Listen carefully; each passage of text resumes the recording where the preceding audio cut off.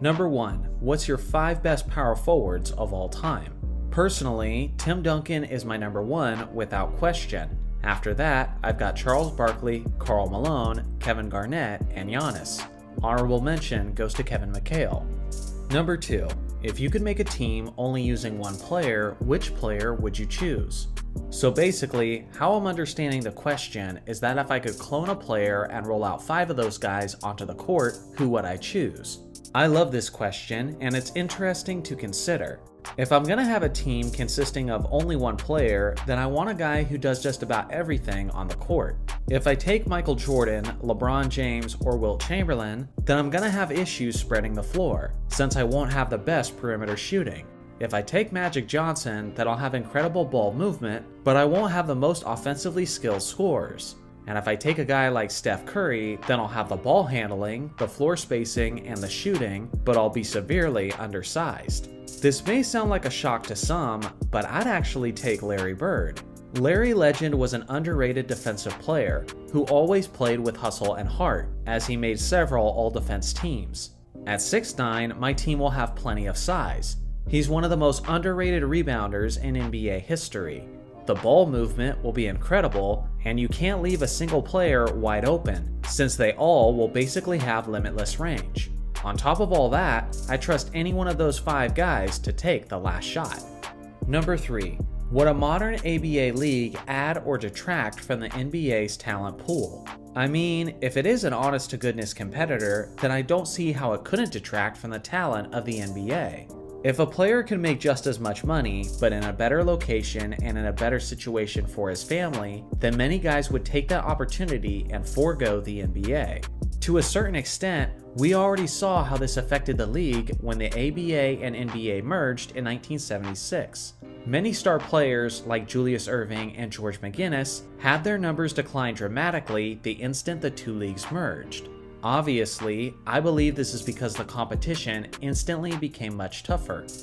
Number 4. If you could have dinner with any role player in today's game, who would it be? At this point, I think it's fair to call him a role player, considering how he's in the twilight of his career, and considering how he will have a reduced role in Golden State. But I'd love to talk basketball with Chris Paul. Not only does he have a tremendous basketball IQ, but this man has been a part of so much NBA history. I would ask him what his reaction was to his block trade to the Lakers, and I would ask him what he and Kobe could have achieved together. I also want to know what it was like to play with James Harden on a contender, and so on. Number 5. What is your favorite style of play from each era? I'll comment on the decades that I mostly witnessed firsthand. In the 80s, it was the Lakers' Showtime offense. I've never seen a basketball team sprint as much as this team did. It was so fast and exciting, and I haven't seen anything quite like it since. In the 90s, the Seattle Supersonics were essentially the original Lob City. I'd do anything to witness Peyton and Kemp again in their prime. In the 2000s, I think it had to be the triangle offense, and how Shaq and the Lakers fit perfectly into that inside-and-out game. I've never seen one player control every aspect of the game as much as Shaq did in the early 2000s, and it was a marvel to watch. In the 2010s, I gotta go with the San Antonio Spurs, as their system was all about ball movement and efficient shooting. For an analytics fan, it was basically a dream being played out on the court. Number 6. What is your most underrated teams of all time? There are a few solid choices. For one, I would say the 2002 Sacramento Kings. Sketchy refereeing kept them from winning the NBA championship, and that team had basically everything. Great perimeter scorers, a dominant inside presence, one of the greatest shooters of all time, stifling defensive weapons and offensive sparks off the bench. Another team that's underrated is the mid-90s Orlando Magic. Shaquille O'Neal, Penny Hardaway, and Horace Grant were headlining those teams, and they had the talent to win the championship, but Michael Jordan and Hakeem Olajuwon just got in the way. If Shaq hadn't left in the summer of '96 to join the Lakers, I do believe it was only a matter of time before he won a ring in Orlando. Number 7. How should modern defenses counter this recent offensive explosion? I think that's something that every head coach is trying to figure out. This past season, teams league-wide were averaging 114 points per game, which was the highest since the days Wilt Chamberlain was playing. If you look at the last 5 years in NBA history, there's often a correlation between the best teams in the league and the teams that led the league in three-point attempts. Games are won and lost with a three-point shot. For this reason, I would play the analytics game and defend the perimeter at all costs. Ideally, I would do everything I could to acquire an elite-level rim protector, and I would entice the opposition to attack the rim, as we relied heavily on our rim protector. Baiting the opposition to attack the basket would be my way of minimizing three-point attempts. It sounds crazy, I know, because it's gonna allow a lot of decently open mid-range looks, but mathematically, it checks out, as the analytics promise good results. Number 8. Which current player are you most excited to see how his career plays out? Well, it's probably the least unique selection that I could possibly make, but my choice would be Victor Wembanyama. We've never really seen a 7'4" player who is as mobile and as skilled as this young kid. My first question is, can he make it through his career relatively healthy? If he can, then my next question would be, are his size and skills enough to make him the all-time great that many expect him to be? I'm sure many of you have seen the highlights where smaller and stronger centers have bullied him in the paint. Now going up against professional grown men, I'm so curious to see how he measures up. It's quite hard to predict, especially when you consider the injury history of freakishly tall young prospects. Only time will tell. Number 9. Who's your underappreciated favorite player? If he's gotta be one of my favorites, and he's gotta be underappreciated, I would say Dominique Wilkins. Obviously, the guy's incredible dunking ability is what comes to mind when people think of Dominique. But he was honestly so much more than just that.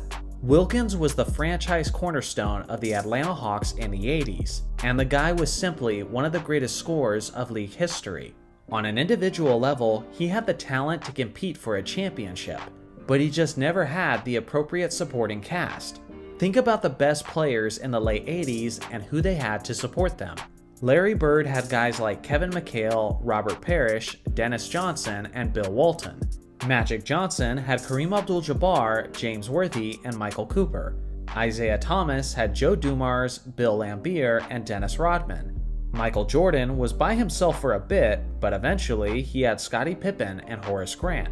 Then you look at Dominique, whose best supporters were Doc Rivers and Kevin Willis. That's just not a fair matchup in the top-heavy 80s. The fact that Dominique managed to push the Hall of Fame-packed Boston Celtics to 7 games is something that I still don't think is appreciated enough. Number 10. Do you think there will be any major changes this decade in the way the game is officiated? Personally, I don't think so. General offense has been steadily increasing since the early 2000s, and at this point, I kinda think that's how the league prefers it. When players are breaking records and putting up monstrous stat lines every other night, it gets social media constantly in a swirl, talking about the happenings in the league. Although television ratings aren't as high as they used to be in the US, they really don't have to be in order for the league to generate revenue on a global scale. So many fans today talk about the game and dissect the game without actually watching the games. I often wish the league would move in some more traditional directions, but I think the NBA office likes the direction the league is heading in, so I don't see any reason why they would want to make any major changes to it. Number 11. How long does it take for you to write, record, and edit a typical video? It used to take longer, but now that my wife helps me clean up the audio while I handle the footage, it usually takes about a whole day. And I mean a whole day. I usually get started around 10:30 a.m., have the script finished between 2 and 4 p.m., have the audio ready around 6 p.m., and then download all the footage and photos, which takes roughly an hour.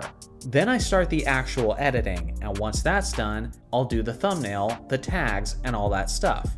Hopefully, I'm in bed by midnight, but more often than not, it's between 2 and 4 a.m. It's a long day, but it's usually followed by a day off. I honestly wouldn't change a thing. Number 12. What is the best video you've uploaded, and which one are you most proud of? I think I might have answered this question in a previous video, and my feelings are still the same. It's called The True End of the Black Mamba. It's the story of the Lakers' 2012-13 season, and I think it's an interesting tale about the legendary end of Kobe's MVP caliber career. The funny thing is, every time I use footage of Kobe's Achilles game, it gets a copyright claim. So even though I never made a dime off of it, I still believe it's some of my best work yet. Number 13. What do you find the most annoying about the NBA community? I gotta be honest, it's how so many basketball fans seem incapable of being objective. Obviously, everyone is extremely tribalistic when it comes to American politics. But just a small step below that is how emotionally sensitive people are about their favorite basketball players. As Kobe Bryant once said, he doesn't get involved in those discussions because it's something that he can't objectively win. Yet so many fans act like their life depends on the argument. What else is annoying is how the biased basketball fans project it onto other people. Kobe is my favorite player, yet I ranked him 8th on my all-time list. What kind of biased Kobe fan even does that? With that being said, I've been called a Kobe stan, a Kobe hater, a Jordan stan, a LeBron sexual, a Curry hater, a biased Laker fan, a fake Laker fan, a closet Celtics fan, and many, many other things. Some fans just get up in their feelings, and then they need to take it to the next level, and they gotta get nasty on top of it. You know what I'm talking about. If I say one positive thing about LeBron, some guy has got to show up and say, "Get LeBron's junk out of your mouth, you LeBron sexual." The amount of condescending homoerotic put-downs in the basketball community is truly astonishing. So yeah, that's the most annoying part. Fans being incredibly biased and then projecting those biases onto others while being extremely nasty in the process. Number 14. Do you think Derrick Rose will make it into the Hall of Fame? Eventually, yes I do. Every retired MVP in NBA history has gone on to make it into the Hall of Fame. Because of this, I think there will be a tremendous amount of pressure to get Rose in there as well, even though he didn't have the most long-lasting impact on the league. Plus, the Basketball Hall of Fame might be the lowest bar out of all the major sports. So even if they choose to put Rose in, I don't feel like it will be the most controversial selection that we've ever seen. Based on his talent at his peak, he certainly deserves a spot, so it wouldn't really bother me personally. Number 15. How has the draft changed in the past few decades? Well, if you look at the history of the NBA draft, especially from the 60s to the 90s, there was so much emphasis on getting dominant big men. Although it's certainly still desired in today's game, more teams are willing to play small ball, which means scouts are putting a greater emphasis on skills more than just size and length. Occasionally, you get a guy like Wembanyama, who basically is the best of both worlds, so of course, he's going to be the first overall pick. But NBA general managers aren't desperate for the franchise big man like they used to be. Number 16. Does your wife watch the NBA? If so, what team does she root for and why? No, she doesn't care at all. I mean, she does in the sense that she wants me to be happy, so she'll root for the Lakers or ask me questions about the sport. But it's not like she's actually emotionally invested beyond that. Our areas of commonality are our faith and our love for nerdy things, like Lord of the Rings and video games. Number 17. Do you think the OKC Thunder would have won multiple championships after 2016 if Kevin Durant had stayed? I'll say that they would have got one. Obviously, even with Kevin Durant, Golden State would have been a consistent problem for OKC. San Antonio was still a strong contender, and LeBron would have been an issue in Cleveland. The funny thing about the Durant and Westbrook tandem is that I never really felt like they were a good fit in the first place from a basketball X's and O's standpoint. But they were so talented individually that they were able to make things extremely competitive regardless. So based on their talent, I think they would have found a way to get one. but anything beyond that seems overly optimistic, given the strong competition of that era. Number 18. How do you feel about the new generation of basketball players wearing low-top sneakers?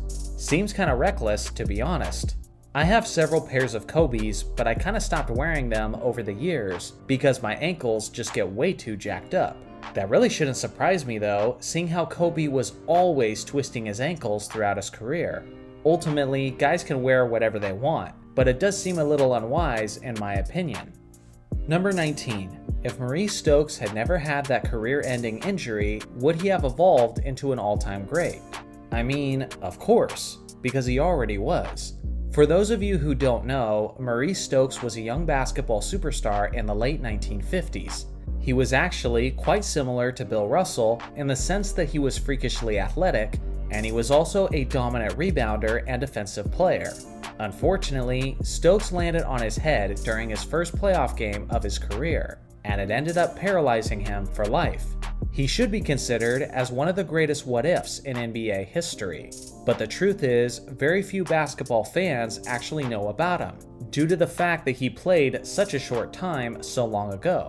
For me, this question is a no-brainer. Stokes was one of the best players in the league as a rookie, and I imagine that if he goes on to have a full career, he takes at least a couple of those championships away from the great Bill Russell. Number 20. Who do you think the Giannis stopper would be in the next couple of years? Lakers longtime commentator Stu Lance always said that great offense beats great defense in terms of a one-on-one matchup. I honestly feel like the whole stopper tag is almost never accurate.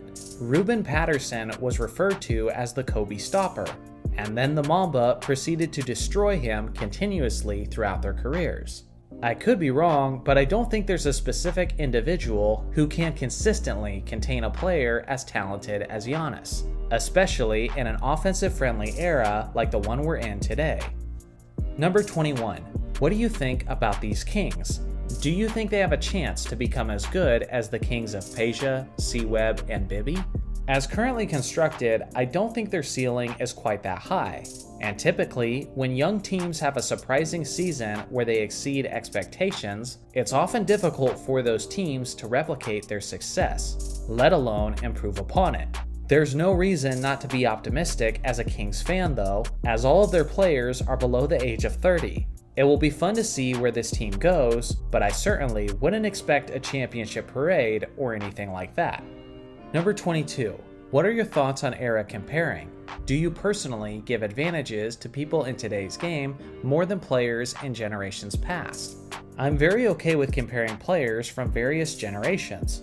The sport, by its very nature, is competitive, so it's only natural for the fans to compare their favorite players as their own way of competing. There's so much nuance though. You can't simply give certain advantages to specific eras while ignoring crucial bits of context. For example, I hear people all the time say that modern players are more skilled than players from previous generations. And although that might be true to a small extent, players today appear more skilled due to their freedom of movement and their various dribbling skills. But when guys from the 60s couldn't put their hand on the side of the basketball or couldn't take step-back jumpers without being called for a travel, well then of course modern players are going to appear vastly more skilled because of their natural advantages. There's too many different variables to cover in one simple answer, but obviously I'll be continuously covering those variables throughout the life of my channel. Number 23. What is your all-time starting five for every decade in NBA history? So I'm going to avoid using any player twice. In the 50s, give me Bob Cousy, Bill Sharman, move Maurice Stokes to the 3 spot, Bob Pettit, and George Mikan. In the 60s, I'll take Oscar Robertson, Jerry West, Elgin Baylor, Bill Russell at the 4, and Wilt Chamberlain at the 5.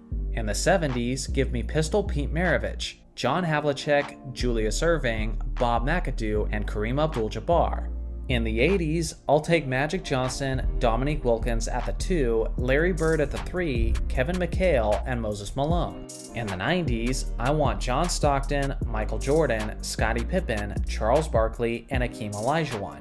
In the 2000s, I'll take Jason Kidd, Kobe Bryant, Tracy McGrady, Kevin Garnett, and Shaquille O'Neal. In the 2010s, give me Chris Paul, James Harden, LeBron James, Kevin Durant, and Tim Duncan. And in the 2020s, I'll take Steph Curry, Luka Doncic, Giannis, Embiid at the 4, and Jokic at the 5. I know that team is insanely gigantic, but I think the styles would blend well. Number 24. Who do you think would win a best-of-7 series between the 86 Celtics and the 96 Bulls? I think in every hypothetical matchup, I have to go with the 1996 Bulls. But one of the few teams that match up very well against them is the 1986 Celtics. The best recipe for challenging the Bulls is attacking them with size. Remember, Shawn Kemp ate very well in the 1996 finals. Kevin McHale and Robert Parrish are two long and skilled towers that would make Luke Longley and Bill Wennington beg for mercy.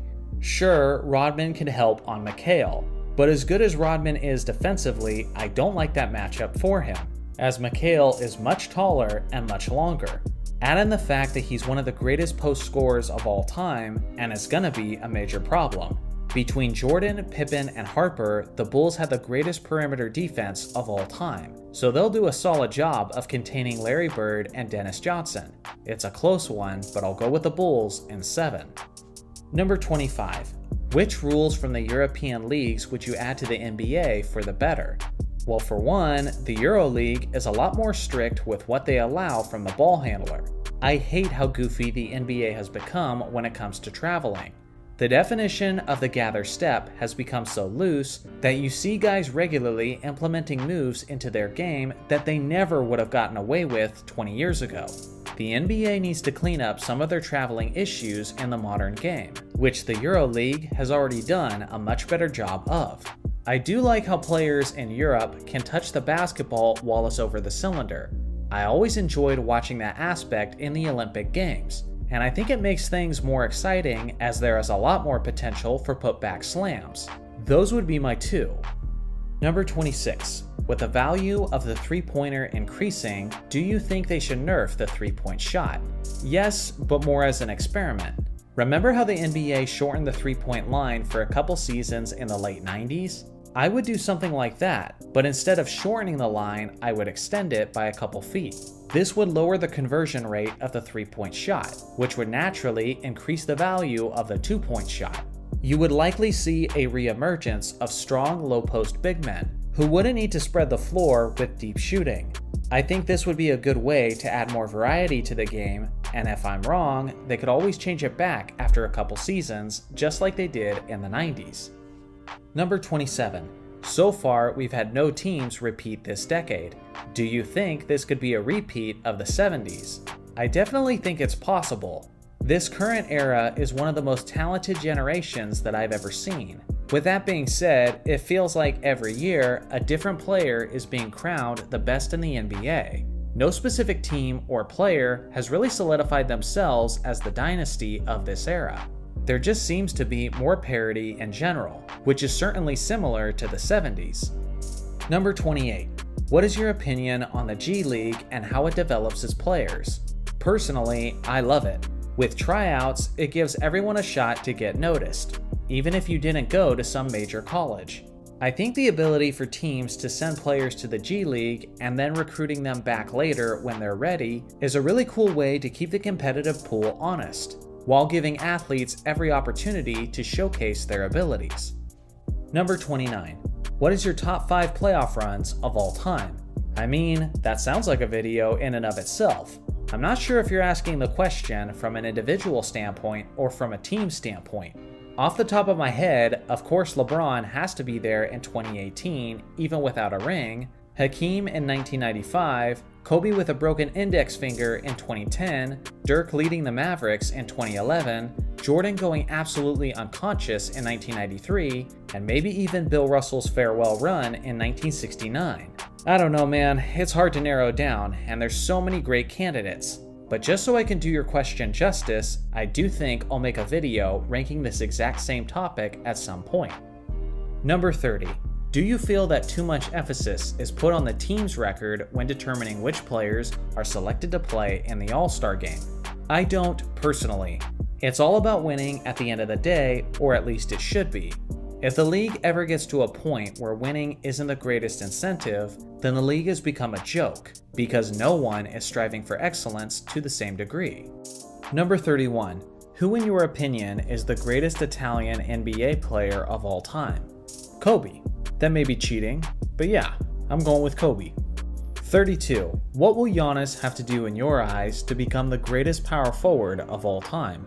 Well, losing to the 8th seed in the first round certainly didn't help. As of now, Tim Duncan has a stronghold on that award, as he should. I don't think he's a part of the right organization to catch Tim Duncan's ring count, so the other thing he can do to make it a legitimate argument is just improve his individual resume. Give him 3 rings, 3 MVPs, and 3 Defensive Player of the Year awards, and I could easily see much of the basketball audience leaning in his favor. Number 33.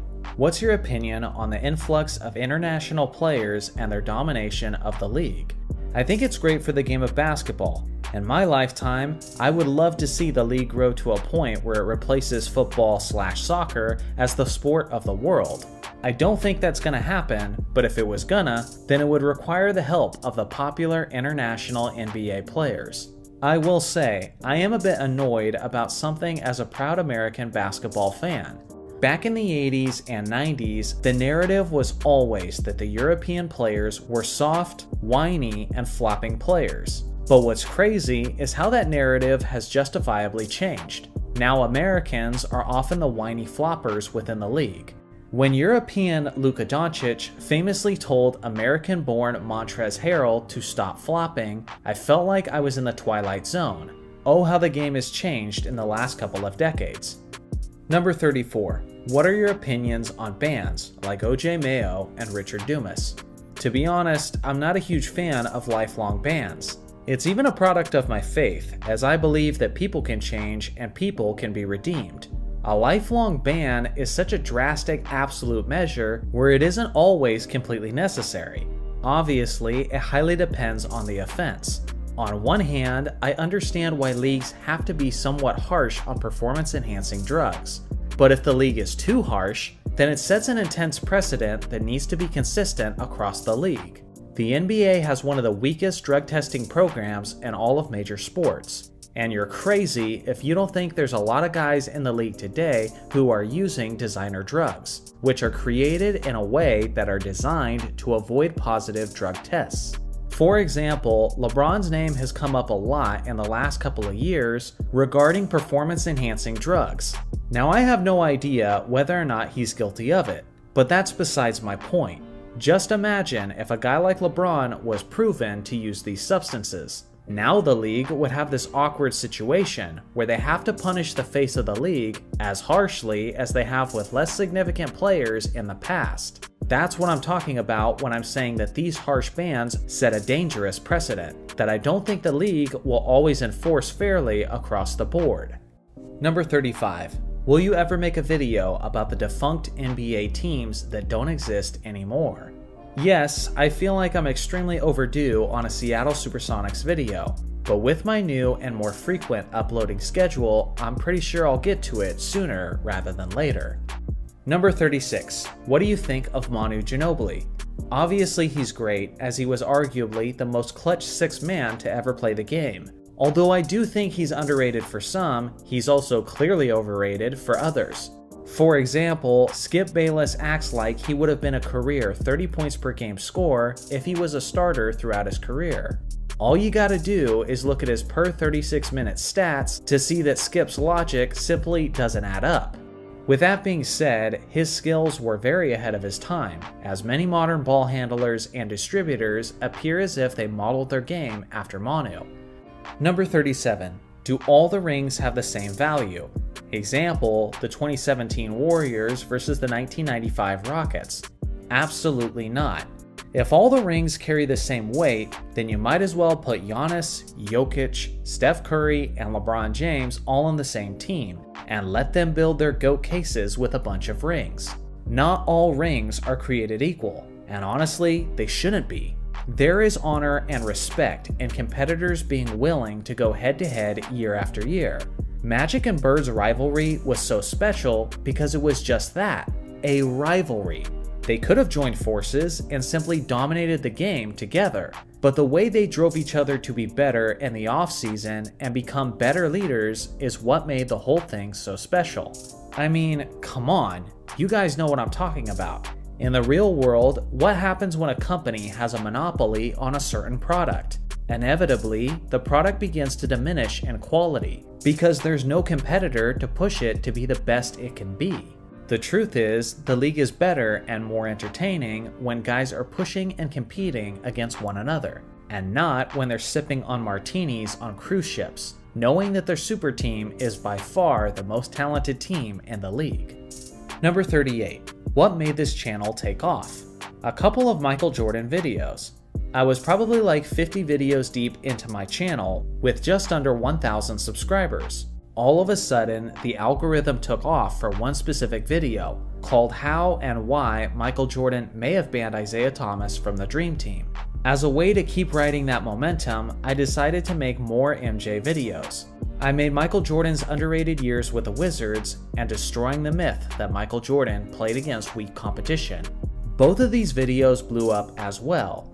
Naturally, my first 10,000 subscribers were basically Jordan stans. Since then, it's certainly balanced out a bit more, but I'll never forget my LeBron GOAT case video shortly after those Jordan videos took off. I had to put a disclaimer at the beginning of the video, and the Jordan fans still ratioed the hell out of it. To this day, that was the worst like to dislike ratio that I've ever had. It was a kind of funny way to start the channel, but since then, I think the perspectives and fandoms have balanced themselves out quite a bit. Number 39. What do you think of Bob Pettit? He was an excellent legend of the game. Like most great players from the 50s and 60s, people want to criticize him for his inefficiency, but they fail to consider how he was actually far more efficient than the league average during that era. He has almost every kind of accolade on his resume, but that's what happens when you're a big man and you share an era with the likes of Bill Russell and Wilt Chamberlain. You kind of become an afterthought. Number 40. How do you think the process of ranking players has changed amongst people? I think social media has influenced the way we measure greatness. Back in the day, ring quantity was universally agreed upon as the measure of greatness. But now, with the internet, there are so many different narratives and so many people who try to spin things against or in favor of certain players. Remember that iconic moment in the 2003 All-Star Game where Kobe starts to trash talk Michael Jordan, and MJ responds by saying, "Come on now, you've only got 3. I've got 6. Kobe confessed that he had no comeback for that. For the most part, that was the measure of greatness for the players and the fans. Kobe didn't come back at MJ saying that he was lucky to have Pippen for all those rings, and he didn't respond by criticizing Jordan's era. He simply took the L and was determined to get more rings.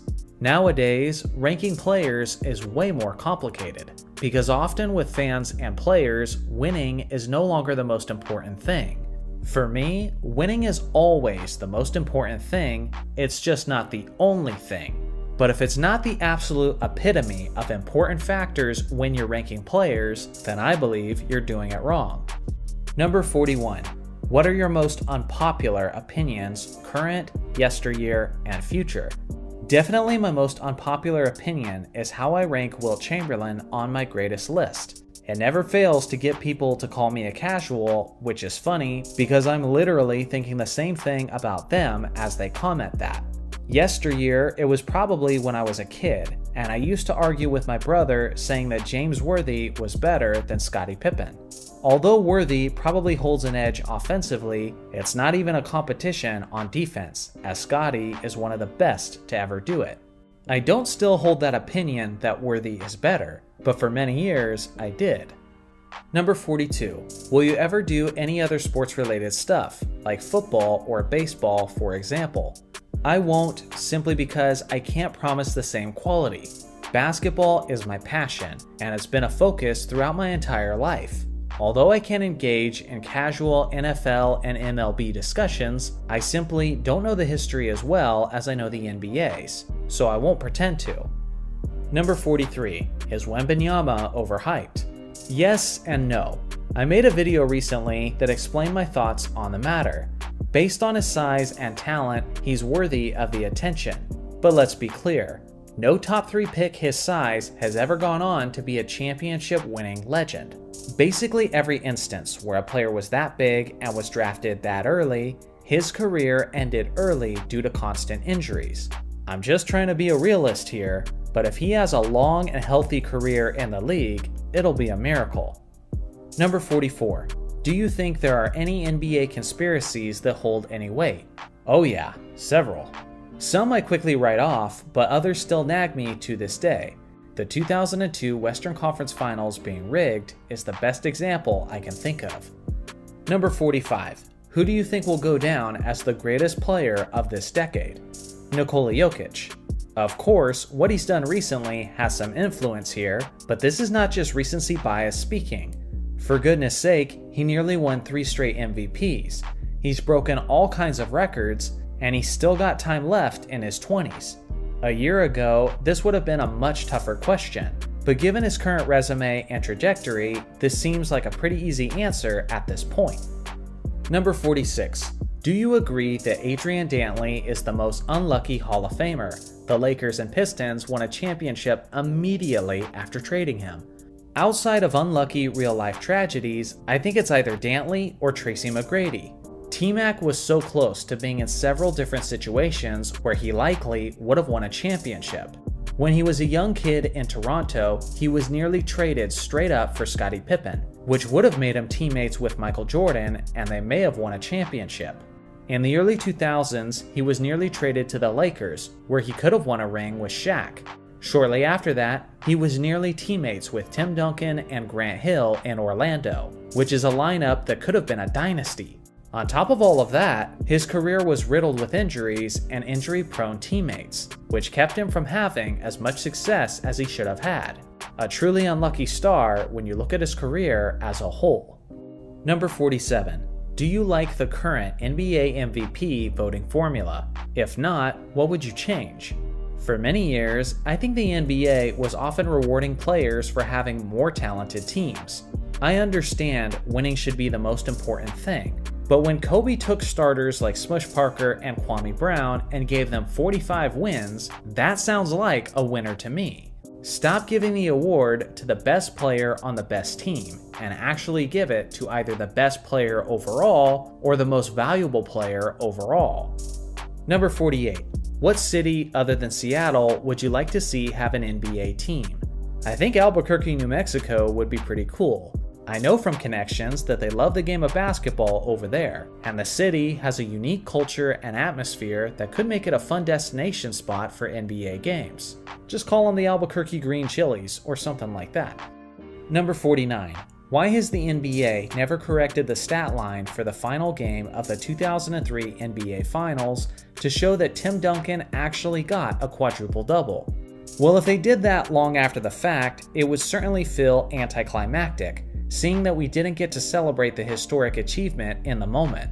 For those who aren't familiar with the situation, Duncan nearly had a quadruple-double, but he finished with 8 blocks. The replay shows that he should have been credited for more though, but the 10th block is really splitting hairs. It's so hard to tell if that block should have been credited to Duncan or Robinson.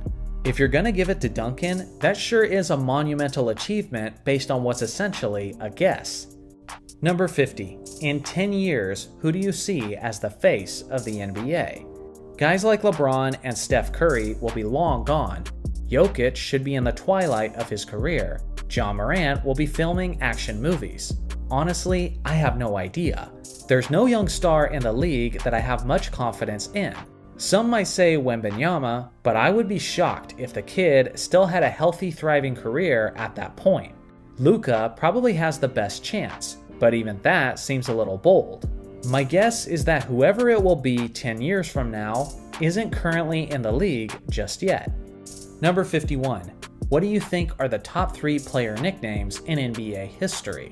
In my opinion, Magic has to be number 1. The guy's nickname was so good and it fit his persona so well that it literally just replaced his first name in the minds of everyone, and we're all okay with it. My 2 other choices are AK-47 and The Truth. Number 52. What is the biggest rule change that completely changed the game? I mean, there's a lot of them, but one monumental rule was the offensive 3-second violation. Imagine the level of dominance of Shaquille O'Neal in the 2000s if he could have just camped under the basket the entire offensive possession. Shaq already felt like he wasn't fair to the rest of the league, but that would have made the domination even more ridiculous. I think he's averaging at least 40 without the rule. Number 53. Who's a player that you once heavily disliked or didn't care about that grew on you over time? Kevin Garnett, easily. Back in his prime, I couldn't stand this guy. I thought he was loud, obnoxious, and egotistical. In the years since, I've grown to appreciate his tenacity and passion. And since he's retired, I've noticed that some of his storytelling is the best that there is. Number 54. What do you think is LeBron's greatest playoff game of all time? Easily, Game 5 of the 2007 Eastern Conference Finals against the Detroit Pistons. I know this is an unpopular pick, but I truly can't understand why. The kid was only 22 years old and he scored the final 25 points straight for his Cavaliers, as he basically defeated the best team in the East during that era, all by himself. Steve Kerr said it perfectly when he claimed, "This is unbelievable. This is Jordan-esque." 2012 against Boston and 2016 against Golden State were amazing, but none of them impressed me to the level that 07 did against the Pistons. Number 55. Do you prefer the new era of NBA playing style? Hell no. There are so many jumpers, lots of traveling that's rarely called, and too much flopping. I don't want it to be like the 80s, as that style of defense was way too barbaric and potentially dangerous. I'm stunned that the bad boy Pistons never seriously hurt someone based on how often they were sending guys to the floor. I don't want it to be like the 90s, as the pace of play was way too slow for maximum entertainment. In my opinion, the game was just perfect in the late 2000s. Defense was still a great point of emphasis. Games could get physical without turning into a total bloodbath, and there was a nice blend between the inside and perimeter offense of the game. Number 56. Whose playstyle would you rather have, Steph Curry's or Michael Jordan's? Well, MJ's style is how I grew up playing, and I still play that way today. The guys I play with at the gym are always laughing at me for how my game is fresh out of the 90s, slowly backing you down in the post, hit you with a pump fake, and then that silky smooth fadeaway. It's how I like to play, but let me be clear. If you're trying to make it into the NBA today, you'd rather play the game like Steph, that's for sure. Number 57. What is your favorite basketball memory outside of the Lakers? Most of them are involving my dad, as he's the very reason I love the game of basketball. I remember watching the Summer Olympics in the year 2000. We were pulling for the US to win the gold, but I'll admit, I wasn't as invested as I would have been if Shaq and Kobe had participated. With that being said, we casually had the game going in the background. I was drawing, as I was big into art back in the day. On the other hand, my dad was sitting on his rear, cross-legged, as he was destroying some old bills in the paper shredder. Basically, it's a peaceful day in the Arnett household. Then my dad suddenly scares the hell out of the entire family, as he smacked the ground so hard that it shook the windows, and he shouted, "Johnny, did you see that?" Now I gotta admit, at the time, I thought my dad was being insanely overdramatic, and there's absolutely no way whatever he just witnessed warranted that kind of a visceral reaction, especially when the game was a blowout. Well, I was wrong. Little did I know that my dad just witnessed the greatest dunk in basketball history, and I just missed it. When the replay caught me up to speed, I saw Vince Carter jump clear over the 7' 2" Frederick Weiss, completing what is now known as the dunk of death. Somehow, it was even more special to me that the first experience I had with that dunk was my dad's excited reaction to it. From that day forth, I decided I should give him a little bit more credit when he gives a strong reaction to something. Number 58. What is your all-time ranking predictions for the top players like Luka, Giannis, Jokic, Steph, and KD? Off the top of my head, Luka will finish top 25, Giannis will finish top 15, Jokic will finish top 15, Steph will finish top 8, and Kevin Durant basically stays close to where he's at, finishing top 20. Number 59. If MJ retired in 1993 and never came back, where would you rank him in the top players of all time? Man, that's a real interesting question. He would have less championships, less MVPs, less scoring titles, less all-defense team appearances, and he would be significantly lower on the all-time statistical rankings. Obviously, I would still rank him number 1 in terms of the greatest peak in basketball history, but his complete body of work would be severely shorter and smaller than the other players in the top 10. I would probably rank him 5th or 6th all time, but in that scenario, he would likely be the hardest player to rank in all of the top 10. Number 60. Do you think a rookie will ever win MVP again? Yes, but I'm not expecting to see it anytime soon in my lifetime. Since Wes Unseld did it in 1969, a few players have come somewhat close. Kareem Abdul-Jabbar finished 3rd in the MVP race. Michael Jordan finished 6th in the MVP race. Shaquille O'Neal finished 7th, and Tim Duncan finished 5th.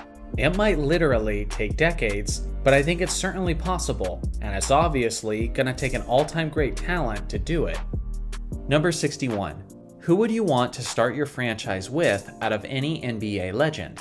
I feel like there's angles I can take to make an argument for many different legends. But here's the thing. Not only do most people consider Michael Jordan as the greatest player of all time, but MJ has literally already succeeded in this hypothetical scenario. The Bulls had nothing when he joined them. They were a joke of a franchise, and he brought them 6 championship rings. Bill Russell can't say that, neither can Magic, Kareem, or LeBron. Before MJ, the franchise accomplished nothing, and after him, they've accomplished nothing. How can there possibly be a better choice to start your franchise with when the guy went into nothing and came out with 6 rings? To me, the choice is almost too easy. Number 62. Is Kawhi Leonard still considered an all-time great? Yes, but I'm someone who is especially harsh on him when comparing him to other greats. The previous question asked who is a player I would like to start my franchise with. Michael Jordan is the type of player you want, as he demands to play and compete in every game possible. What you don't want is a guy like Kawhi Leonard, who is never guaranteed to play in any contest. Since Kawhi Leonard was drafted in 2011, he has missed nearly a third of his team's games. Again, in nearly the entirety of his career, he has missed almost a third of the games. If the best ability is availability, then Kawhi is failing miserably. For this reason, I believe he's one of the hardest players to rank in the history of the game, because when he was at his best, he was probably a top 20 player all time. But you can never fully trust him to actually show up, and you'd be a fool to ignore that crucial aspect. Number 63. How would you rank the best Lakers players? I'll rank them specifically on what they accomplished while they were in a Lakers jersey. First is Magic, then Kobe, Kareem, Shaq, and then Jerry West. Number 64. How would you rank the best players who were not Lakers? First is Michael Jordan, then Bill Russell, Tim Duncan, Hakeem Olajuwon, and Moses Malone. Number 65. What would be the greatest team of all time if all those players on that roster were in their prime? I gotta be honest, this isn't a topic I've put a ton of thought into, so I'm just going off the top of my head here. The 2010 to 2011 Boston Celtics would be darn near impossible to beat. So obviously, you have the Big Four who won the championship in Boston in 2008. But the thing is, none of those guys were even close to their prime when they emphatically won that championship. Now with everyone in their prime, you have Paul Pierce and Ray Allen who are in their 2006 superstar form. Kevin Garnett is at his 2004 peak form, and Rajon Rondo is an elite point guard with his 2012 abilities. On top of all of that, they have peak Shaquille O'Neal, who is terrorizing the league like it's the year 2000. Off the bench, they have tremendous sparks like Jermaine O'Neal and Jeff Green. Honorable mention goes to the 1997 Bulls, who would essentially have an even better peak version of their 72-10 team. But now, they would also have the Hall of Famer Robert Parrish at the center position, which is an insanely massive upgrade from Luke Longley. Let me know in the comments who you would pick to beat my choice of the 2011 Celtics. Number 66. Who was the best Robin in NBA history? Well, I probably have to go with an actual Robin, otherwise I'll upset people. In the past, I've referred to Kobe as a Robin in the early 2000s, but people often correct me, saying that it was more of a Superman and Batman type of duo. So assuming my choice of the best Robin has to be a player who is clearly significantly inferior to the Batman, well then that certainly narrows down the list.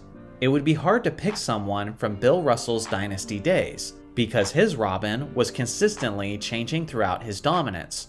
At one point, it was Bob Cousy, then it was Tommy Heinsohn, then it was Sam Jones, and then it was John Havlicek. In his case, the Robin was more of a committee. If consistent success and greatness is the main factor, then I don't think there's a better pick than Scottie Pippen. He was always the Robin to Jordan's Batman, and together they won 6 championships in 8 years, with Pippen being the anchor of the Bulls' elite defense. Number 67. Would it be blasphemous to call Isaiah Thomas the GOAT point guard? Yes, it would. At this point, there's no way to put his resume ahead of Magic's and Curry's. I do appreciate the fact that you have such tremendous respect for Isaiah's greatness, as I feel like he's one of the most frequently underrated players in NBA history. The reason I feel that way, and most people my age and younger usually don't, is because unlike them, I actually watched Isaiah Thomas play. The guy was an absolute problem, as he was one of the most lethal dual threats that the game had ever seen. On any given night, he could step onto the court with Michael Jordan, Magic Johnson, Larry Bird, or Julius Erving, and prove himself to be the best player on the court that night. Just ask any NBA fan who is in their 40s or 50s, and they'll know exactly what I'm talking about. With that being said, look at Magic's accolades next to Isaiah's, and there's no unbiased way that you can possibly spin the ranking in the favor of Isaiah. Number 68. If the score was 92-90 and you needed to tie the game, would you rather have David Robinson or Patrick Ewing taking that shot? Personally, I would take Robinson. The Admiral is a little bit taller, I think his jump shooting range is a little bit longer, and he was just a bit more efficient from the field throughout his career. I know Ewing has hit some clutch game winners throughout his career, so he's certainly capable, but I gotta admit, I'm having a really hard time getting the image out of my head of his missed layup in Game 7 of the 1995 semifinals. Number 69. What team would you make to beat this starting 5 all in their prime? Steph, MJ, LeBron, Russell, and Chamberlain. I mean, how could you not like your team's chances? But I think mine would have a serious shot to beat yours. I'm going with Magic, Kobe, Bird, Hakeem Olajuwon, and Kareem Abdul-Jabbar. Now let me make the case for my team. First off, the ball movement is going to be way better on my team, as Magic is running the point, and additionally, Larry Bird is one of the greatest passers in NBA history. I know Kobe has been criticized in the past for not sharing the ball, but the Mamba has adequately explained himself by saying that he didn't like passing to players that he didn't trust, or who didn't put in the work. Kobe will have absolutely no issues sharing the ball with these proven legends. Although Steph works as a great floor spacer for your team, so does Larry Bird for mine. The pairing of Bill Russell and Wilt Chamberlain will make the greatest interior defense of all time, but my bigs are well equipped for that challenge. Let's see how Bill Russell handles the Dream Shake. And although Wilt will be able to block a few shots here and there, Kareem's skyhook remains as the most difficult shot to defend in the history of the game. I also like the proven chemistry between Kareem Abdul-Jabbar and Magic Johnson. Let me know in the comments which team would win, my viewers' team or my counter team. Number 70. Do you think Yao Ming could have been a league MVP? Well, he still got to his mid to late 20s before the injuries truly ruined him. I gotta be honest, even if he was healthy, I don't think his trajectory was quite that high. Some people underrate Yao Ming because they don't understand how offensively impactful he was before the injuries took their toll. But on the other hand, some people overrate Yao Ming by assuming he was more of a complete player than he actually was. For a guy his size, he was kind of an underwhelming defensive player. and he certainly wasn't an elite rebounder either. What he did well was score, and he did it skillfully and efficiently. But to be a league MVP in that talent-packed era, I kind of feel like he would have needed to bring more things to the table in order to secure enough first place votes. Number 71. What do you think of Joel Embiid? I like him. He's one of those young athletes who pays a tremendous amount of respect to the legends that came before him. So obviously, he's going to gain some points with me. Offensively, as a big man, I believe he has the closest style and skill set to Hakeem Olajuwon since Hakeem retired. So from that perspective, he's a joy to watch. I gotta say, his first few years were riddled with foot injuries, and back in the mid-2010s, I really thought this guy was going to be another Greg Oden. Another guy who had tons of hype and potential only to become another what if due to injuries. So the fact that he's come back from that and turned into one of the best basketball players in the world is a feel-good story that we don't talk about enough. I will admit, I was annoyed by all of his whining for the MVP, and I wish he would have been instead talking about his obsession with winning his first championship. And I do feel like voter fatigue kept Jokic from winning it for the third straight year. With that being said, that's my only minor criticism of Embiid, and as a whole, I think he's great for the game of basketball. With 5 seconds left, who is taking the last shot and why? If we need a 3, I want Larry Bird or Damian Lillard. If it's from the mid-range, I'll take Michael Jordan. But if I can take one player from any NBA season specifically, give me Kobe from the 09-10 season, where the dude was making every kind of game-winning shot imaginable. Number 73. Who do you prefer, Oscar Robertson or Elgin Baylor? My Laker blood wants me to go with Elgin Baylor, but I probably gotta pick Oscar. He's a better player to start your team with, considering how he's effective in more ways than Baylor, like as a distributor. Also, Oscar may not have been as explosive of a scorer, but he was certainly the more efficient and consistent of the two. Baylor wasn't necessarily one of those players that you could plug into a team and immediately they become better. Sometimes he actually had the opposite effect. For example, soon after he left the 1972 Lakers, they went on their record-setting 33-game winning streak and won the championship. So in reality, that team was better functioning without Baylor. I get it, he wasn't in his prime at the time, but still, that's a critique you certainly couldn't make about Oscar, as he always made the team he was with better. Number 74. Why doesn't the NBA crack down on obvious flops? Honestly, it's a great question. The best answer I can give is because Adam Silver lacks a spine and he lets players run the league. After the rule was put in place in the early 2010s that the NBA would start fining players for flopping, I honestly thought that flopping was on its way to becoming a thing of the past. If anything, it's gotten worse. I don't blame the players at all, because if anything gives you a competitive advantage, then by all means, go for it. But it's the league office's responsibility to make sure they're providing the best product for their customers. And as long as flopping is prominent in the NBA, they're not doing that. Number 75. Why is the NBA media so toxic?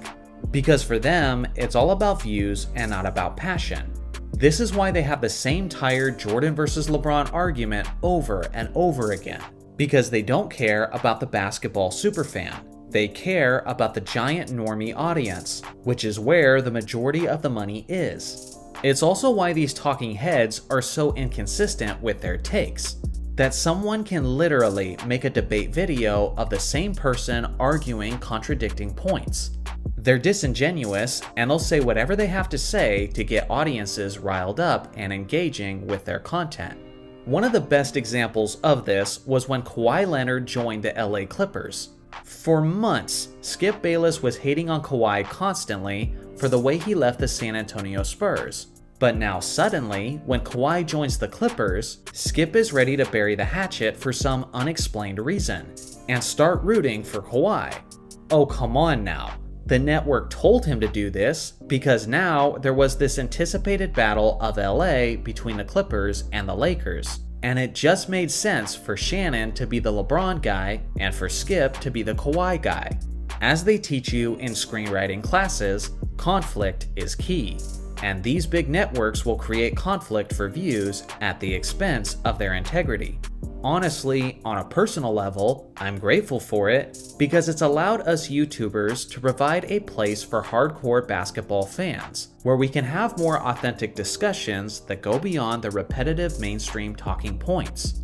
Many passionate basketball fans are looking for that escape, and trust me, I'm more than happy to oblige. 76. Who is better, Steve Nash or Jason Kidd? Both players were incredible passers and playmakers, and from that standpoint, it's basically a toss-up. Things get really interesting though in the areas where they're different. Nash is the much better shooter and the more efficient scorer overall, as he made the 50-40-90 club 4 times, which is the most in NBA history. Over an 11-season stretch, from the 02-03 season to the 12-13 season, Nash had better than 50-40-90 percentages. In terms of offensive efficiency, it really doesn't get much better than that. On the other hand, Kidd was never an efficient scorer, shooting only 40% for his career, and although he eventually became a solid 3-point shooter, for most of his career, he wasn't. He was also just a decent free throw shooter compared to Nash, who was one of the greatest of all time. The one edge Kidd has is a massive one, and that's on the defensive end of the floor. Over his career, Kidd made a total of 9 all-defense teams, which is tied with Gary Payton and Chris Paul for the most selections for a point guard in NBA history. On the other hand, not only did Nash never make an all-defense team appearance, but if we're being honest, he was a complete liability on that end of the court throughout his career. Although you certainly can't ignore the fact that Nash was the more efficient scorer, it's not like we're talking about players who are known for their scoring. These are the guys you want as floor generals, and for me, I just can't ignore the defensive end of the court, which is why I'm giving peak Jason Kidd the small edge. 77. Why do you think LeBron lies so much? For those of you who don't know, it's basically become a meme on social media whenever LeBron starts making stuff up. So here are my thoughts. You have to understand that ever since LeBron was a kid, he's been treated like he's the most special person in the room. In short, he's always been the center of attention, and obviously, LeBron loves being the center of attention. It's obviously why he had a television special called The Decision when he went to Miami. He didn't have to do that, but he wanted to make it a spectacle. Essentially, I think it's this weird case of FOMO, which means fear of missing out. If LeBron isn't involved, then he isn't the center of attention, and if he isn't the center of attention, then he'll find a way to include himself in a situation, and that's where the line comes in. 78. If Kobe and Jordan switched places, how would their careers have changed? Off the top of my head, Jordan would have 6 or more championships. Honestly, probably more. And I think Kobe would have 3 or 4. Now don't get me wrong, Kobe and Scottie are a terrifying combo in their own right. But what you have to remember is that Kobe was much more of a slow bloomer than Jordan was. Part of that is because Jordan spent some years in college. But nonetheless, Jordan was producing at an MVP level the instant he arrived in the league, averaging an efficient 28 points per game as a rookie. Meanwhile, Kobe was producing about 7 points coming off the bench in his rookie season, and didn't reach Jordan's level of producing until his 4th or 5th year in the league. Michael was also a much more mature and respected individual in his earlier years, and didn't have the accusations that Kobe had of being a bad or selfish teammate. Long story short, Shaq and Jordan would have been competing for championships and all 8 years together in Los Angeles. On the other hand, Phil Jackson and Scottie Pippen would have to wait a little bit longer for Kobe to become the leader that he needed to be in order for them to win numerous championships. Let's be clear, both of these players are winning a lot of championships and maintaining their Hall of Fame legacy. But without question, this hypothetical scenario favors Michael Jordan. 79. How do you feel about most people leaving Wilt Chamberlain out of their top 10? Honestly, every time I hear it, I think they're either crazy or ignorant. People don't really envision what it would be like to witness a guy dominating the NBA like Wilt did on a nightly basis. Sure, they acknowledge that his numbers look incredible, but they don't take the time to ponder what 50 points and 25 rebounds per game looks like. That's a level of individual dominance like nothing we've ever seen. Here's the thing. Every time someone has a criticism of Wilt and tries to justify leaving him outside of their top 10, they always use arguments that are not accurate. They'll say that he played against small plumbers, when in reality, the average height of the NBA player was the same as it is today. Then they'll try to argue that centers were smaller, but then you look at Basketball Reference and you'll see that the average center was 6 foot 10 inches tall, just as it is today. So then after I get them to concede that the height was the same, they'll say that the competition was weaker. But that's not completely accurate either. With only around 10 teams in the league, the talent pool was even more concentrated, meaning teams were even more stacked in that era. And also, with fewer teams, that meant that Wilt had to play centers like Bill Russell, Walt Bellamy, and Nate Thurmond as many as 16 times in a season each. That's not an advantage, that's a disadvantage. One legitimate criticism of Wilt is that his production typically dropped off in the postseason. But that's also true of many players, since the competition in the postseason is always stronger. For me, Wilt dropping off a bit in the postseason is justification for having Michael Jordan as the greatest player of all time. But trying to use that as justification for Wilt being outside of the top 10 is absolutely asinine. His production and performance in the playoffs were still something that most great players could only dream of, even if it wasn't up to Wilt's regular season standards. Number 80. Which players do you think would have benefited the most from a longer career? Off the top of my head, Magic Johnson and Larry Bird, but especially Magic Johnson. Because of the HIV virus, Magic had to initially retire at the age of 31. 30 freaking 1! Imagine how different the careers of LeBron James and Steph Curry would have been if they retired at 31. The West was decent during the early to mid-90s, but it wasn't an absolute bloodbath like it was in the 2000s.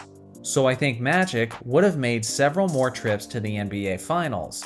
And if Magic played long enough, he would have been teammates with Shaquille O'Neal and Kobe Bryant. Obviously, Magic already had a resume worthy of being a top 5 player all time. But what if he had 7 or 8 championship rings instead of 5? I can only imagine how significantly that would change the GOAT conversation.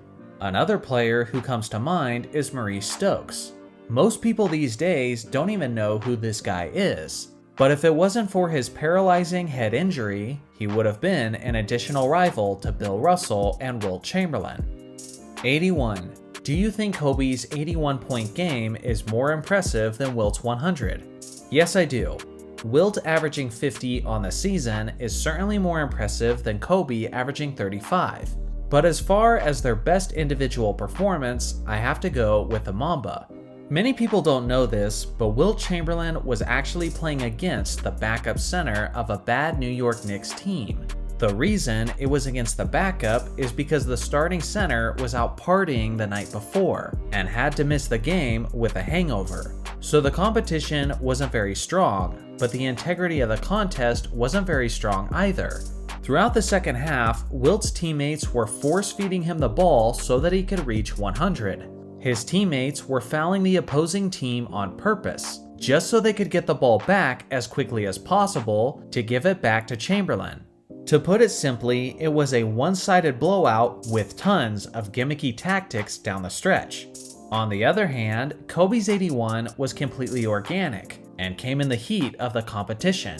If Kobe doesn't drop 55 points in the second half of his 81-point game, then the Lakers likely lose. Some will try to invalidate Kobe's 81 because it came against the lowly Toronto Raptors. But I never bought that critique, because Kobe scored 62 in 3 quarters against an elite Dallas Mavericks team just a month earlier. That Dallas team was ranked 7th in the league defensively and went on to the NBA Finals that year.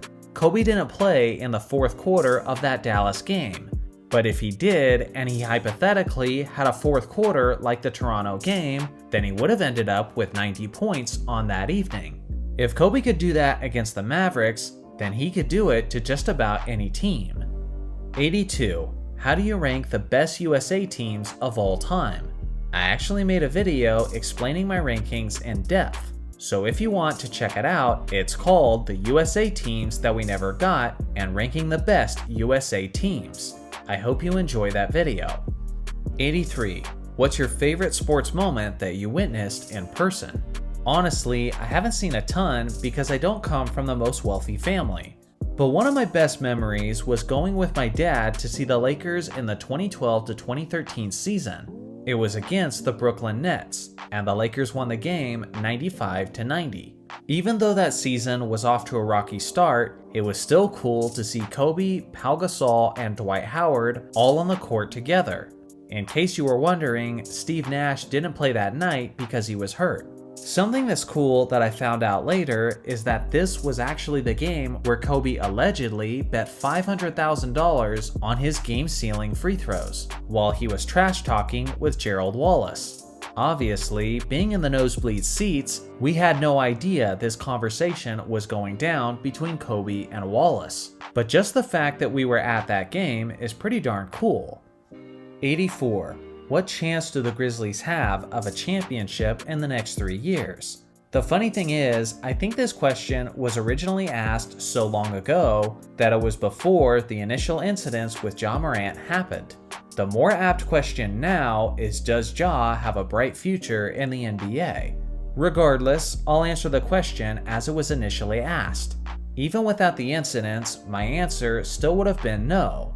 It takes a colossal miracle for a small market team to win the NBA championship. Building talent through the draft is one thing, but it's also nice to retool and strengthen your firepower through free agency. And let's be honest, players are not clamoring to go play basketball in Memphis. Sure, they have a young and talented group, but that isn't quite as special as it once was. I mean, just look around the league. This is easily one of the most talented eras of basketball history, and many people would consider it the most talented. There's plenty of superstar duos and trios with veteran experience. So with that being the case, there's no reason to assume that a young and upcoming small market team is suddenly going to establish itself as the best team in the league. Not unless a Jordan or LeBron type player is drafted anytime soon. 85. How do you feel about the NBA recording hockey assists? It certainly wouldn't hurt. I doubt I'll ever treat a hockey assist stat with the same value as a regular assist, but it would be nice to have some of that information available. For example, I bet there were a lot of hockey assists in the triangle offense, so it would have been interesting to see how that stat affected the resumes of guys like Scottie Pippen and Michael Jordan. Regardless, I think more information is always a good thing. At the end of the day, it's all about how we use that information. 86. What do you think about players coming straight out of high school? Honestly, I'm torn, and I fully recognize the concerns on both sides. On one hand, I'm completely in favor of an individual pursuing what he wants when he wants. But on the other hand, there's a lot more risk involved for a high schooler going directly to the NBA. When a player does that, several years of maturation and even brain development are being rushed by putting what I believe is a kid in a professional career with grown men, where he will face all kinds of temptations and obstacles that are completely brand new experiences that he hasn't faced before. Women, wealth, popularity, and influence are all thrust upon him as soon as he reaches his legal adult age. Hell, even Kobe Bryant questioned whether or not he screwed up by rushing into the NBA at too young of an age. So honestly, from this perspective, I think I'm down for a one and done rule or a minimum age requirement. 87. Do you think the in-season tournament will work in the NBA? Honestly, I don't think it will stick. I would love to be wrong, but I just don't see how you can convince players to take this seriously. NBA players in the modern day are looking for reasons to rest and recuperate their bodies, and not reasons to play playoff level intensity in mid-January. I've always been a huge advocate for keeping the main thing the main thing. That's one of the reasons I was such a big fan of Kobe Bryant, because in his mind, it was a championship or bust, simple as that. Introducing a mid-season championship isn't just tacky, but it almost cheapens the magnitude of the actual NBA championship, because now teams might even consider a first-round exit as a successful season, simply because they won in the mid-season tournament. Actually, after talking it through, I don't even know if I want to be wrong. I kind of feel like I want this thing to fail. 88. If you could watch one game in history live in person, which game would it be and why? Man, that is so tough. I have a list of games for sure. Game 7 of the 2016 NBA Finals is up there.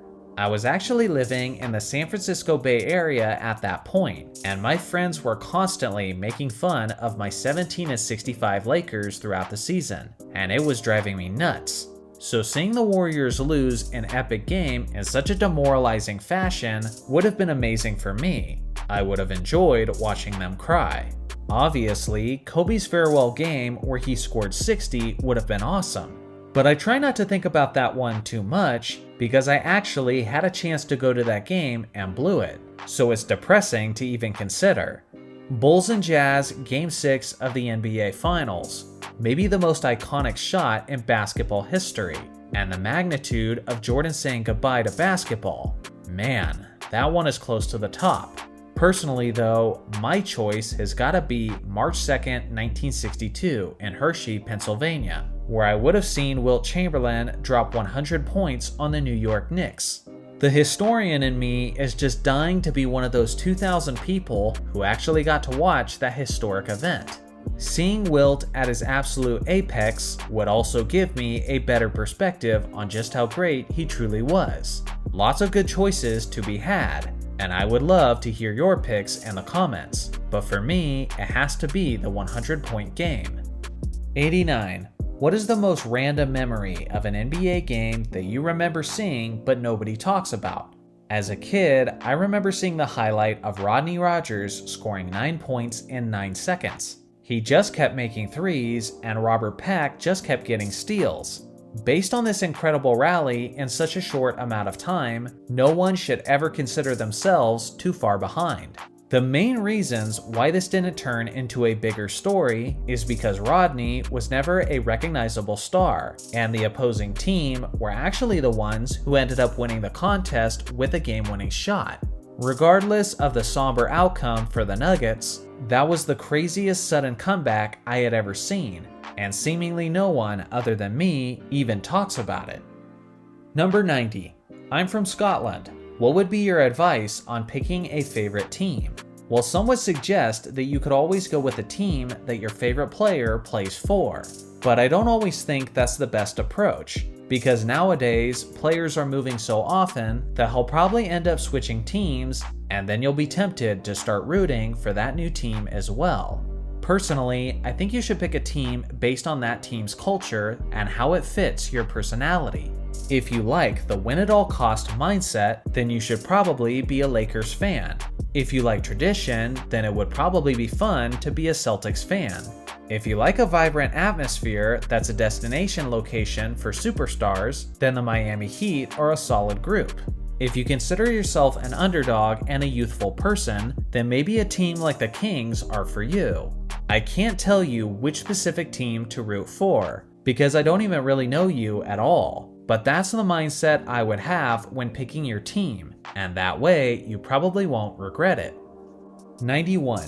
If Michael Jordan played in this era, would he remain the same, or would he focus more on three-pointers? Maybe a little bit more on threes, but I don't think it would be a massive jump.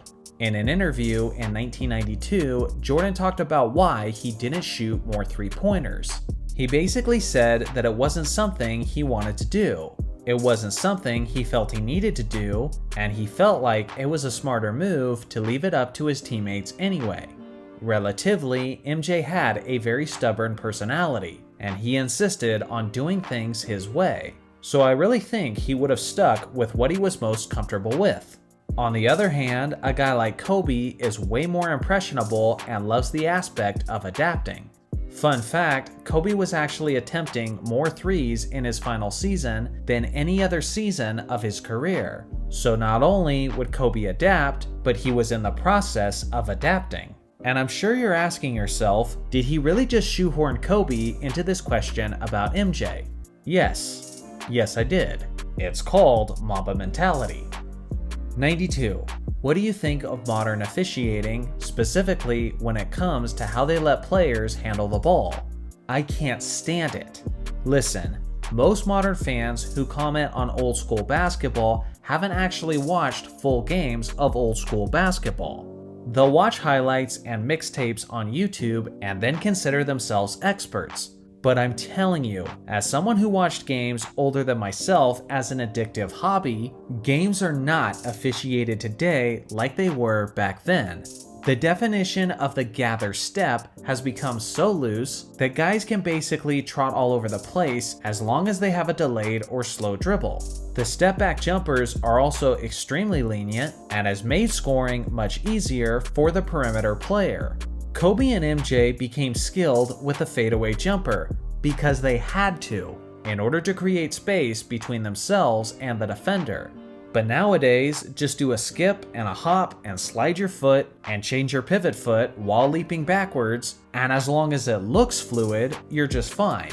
Seriously, if you don't believe me, go back and watch several games from the 80s and 90s, and just watch how much more strict they were with the traveling calls. The reason why it's so frustrating is because the more lenient officiating essentially ruins some of the game's beauty. The reason why Hakeem Olajuwon's footwork was so incredible is because he found ways to effectively gain an advantage over the defensive player within the parameters of the league's strict rules. I'll never be the commissioner of the NBA, but if I was, this would be one of the very first things that I addressed and cleaned up. Number 93. Scoring is inflated. What do you think should be added to encourage good defense? The previous answer to the previous question. I also think the NBA needs to crack down on moving screens.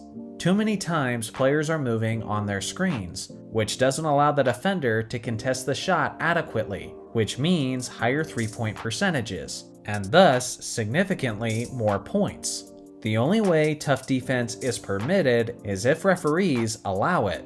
The problem is that the league wants more offense, and this isn't necessarily anything new. Many older basketball fans view the low-scoring days of the 1990s as the golden age of basketball. But the thing is, even then, the league office was trying to change up the rules to create way more scoring, which is why they even went as far as shortening the three-point line for a bit. Sure, us hardcore fans may love the physical and defensive grind, but make no mistake, the casuals want the points. It's just like they say in baseball, chicks dig the long ball. Number 94. What is the main reason you love basketball? Man, that's a deep question for me. For one, I was exposed to it at a very early age. My dad was also a huge Lakers fan when I was born. We had a Siberian Husky named Magic after Magic Johnson. My dad collected basketball cards, he always had the games playing in the background, and he always recorded the games so we could go back and watch them again if it was a really awesome game. And we would seriously do that. We would grab some popcorn and soda and watch an old game that we've already seen a dozen times like it was a movie. Now my dad did record some NFL games as well, but I don't know, something about basketball specifically just hooked me. I think it was the narrative aspect of the whole thing. Remember in the 90s when they played games on NBC? They would always have a montage to start each broadcast, and either Marv Albert or Bob Costas would narrate a story about how these teams and players got to this point. It was so immersive back then. The aspects of leadership, courage, and rising to the challenge were always key talking points. And that sense of spectacle and adventure just grabbed me and made me addicted to the sport. I'm not joking when I say that I wouldn't be the person I am today if I hadn't learned some amazing life lessons from the game of basketball. 95. Would Bill Walton have a GOAT case if he had remained healthy? To be honest, I don't really think so. I get that Walton had a tremendous amount of skills, He was a solid rebounder and an all-time great rim protector, and he's one of the best passing bigs of all time. But I also think some people get a little carried away when talking about his potential. GOAT potential is just way too overblown for me, considering how he never had a season where he averaged at least 20 points per game. Another limited offensive center is Bill Russell.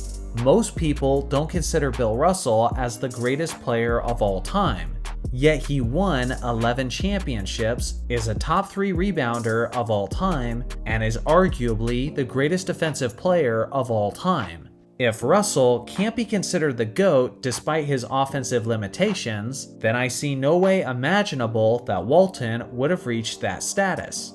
Maybe top 10 or top 15 all time, but the greatest ever is definitely pushing it. 96. Do you think the NBA is more exciting in today's game with threes or back in the day with physical defense? Honestly, I prefer a balance and neither extreme. I hated the bad boy Detroit Pistons growing up and felt like they were given a ridiculous advantage for simply playing the game in a dirty fashion, rather than relying on their talent. Don't get me wrong, that team was extremely talented, but their massive edge came from their dirty antics. I felt like the 2000s had the blend just right. The 3-ball was still a big factor, and it was an aspect that had to be respected, but teams were not spamming it like they do today. There was still physical games, intense rivalries, trash talking, and high-powered defensive teams. But they also did a decent job of looking out for the players' well-being, and didn't allow egregiously dirty plays. People might say they like the 80s style before all the flagrant foul calls, but just wait until that style gets your favorite player injured for the rest of the season, and see if you still feel that way. 97. Which stat record do you think is super unbreakable? I mean, there's quite a few, but off the top of my head, nobody is touching John Stockton's assist record. He's the all-time leader in total assists with 15,806, which is a crazy total. Let me give you some perspective. The closest person to Stockton on the all-time list is another retired player, Jason Kidd, who trails Stockton by over 3,800 assists. Last season, Trae Young led the entire NBA in assists for the year, with a total of 741. This means that Stockton has a lead over second place that's greater than 5 league-leading seasons of assists. That is astonishing. Some might think that LeBron has a chance, since he's an active player who's currently 4th on the all-time list. But consider this. LeBron is still trailing Stockton by over 5,300 assists. Over the last 3 seasons, LeBron has averaged 358 assists a year. So even if LeBron maintains this current pace and plays another 15 seasons until he's 53 years old, he will still be trailing John Stockton on the NBA's all-time list. When you consider the fact that Stockton was an Iron Man who played every regular season game in 17 of his 19 seasons, and how load management is a frequent practice in modern basketball, then you begin to understand why no one will ever break this record. 98. Will there ever be someone like Shaq or Wilt again? Absolutely. Players like that are so rare that it's basically a once or twice in a lifetime type athlete. But considering how the average human is growing over the centuries and how popular the game of basketball is, I see no reason why another player like that won't pop up again at some point. The bigger question is, will we live to see it? But my guess is that we will. 99. What are your top 5 players that never won a ring? And if Jokic retired today, would he be on that list? This question was obviously asked before Nikola Jokic and the Denver Nuggets won the 2023 NBA championship. But before that happened, my answer would have been yes. Personally, my top 5 players that never won a ring are Charles Barkley, Karl Malone, James Harden, Chris Paul, and Elgin Baylor, assuming you don't count his 1972 championship, where Baylor ended his season and career early due to an injury. Question 100. Who do you think had the greatest potential but couldn't reach it because of injuries or circumstances? I said it once and I'll say it again. but Len freaking Bias. There's obviously a lot of good ones to choose from, like Derrick Rose, Grant Hill, and Bill Walton, just to name a few. But for me, Bias had the greatest potential before he tragically passed away the day after he was drafted by the Boston Celtics. For one, even in his college days, Bias had a strong and athletic NBA-ready body, and was heading into a championship contending situation immediately to begin his career. Bias was also frequently going toe-to-toe with Michael Jordan in college, having individual battles where he sometimes looked just as good as MJ, and we all know how good Jordan became after college. Bias could have been the rival that Jordan never had, but unfortunately, all of that is left up to our imagination because of his tragic passing. 101. What championship was the most important for the Lakers franchise?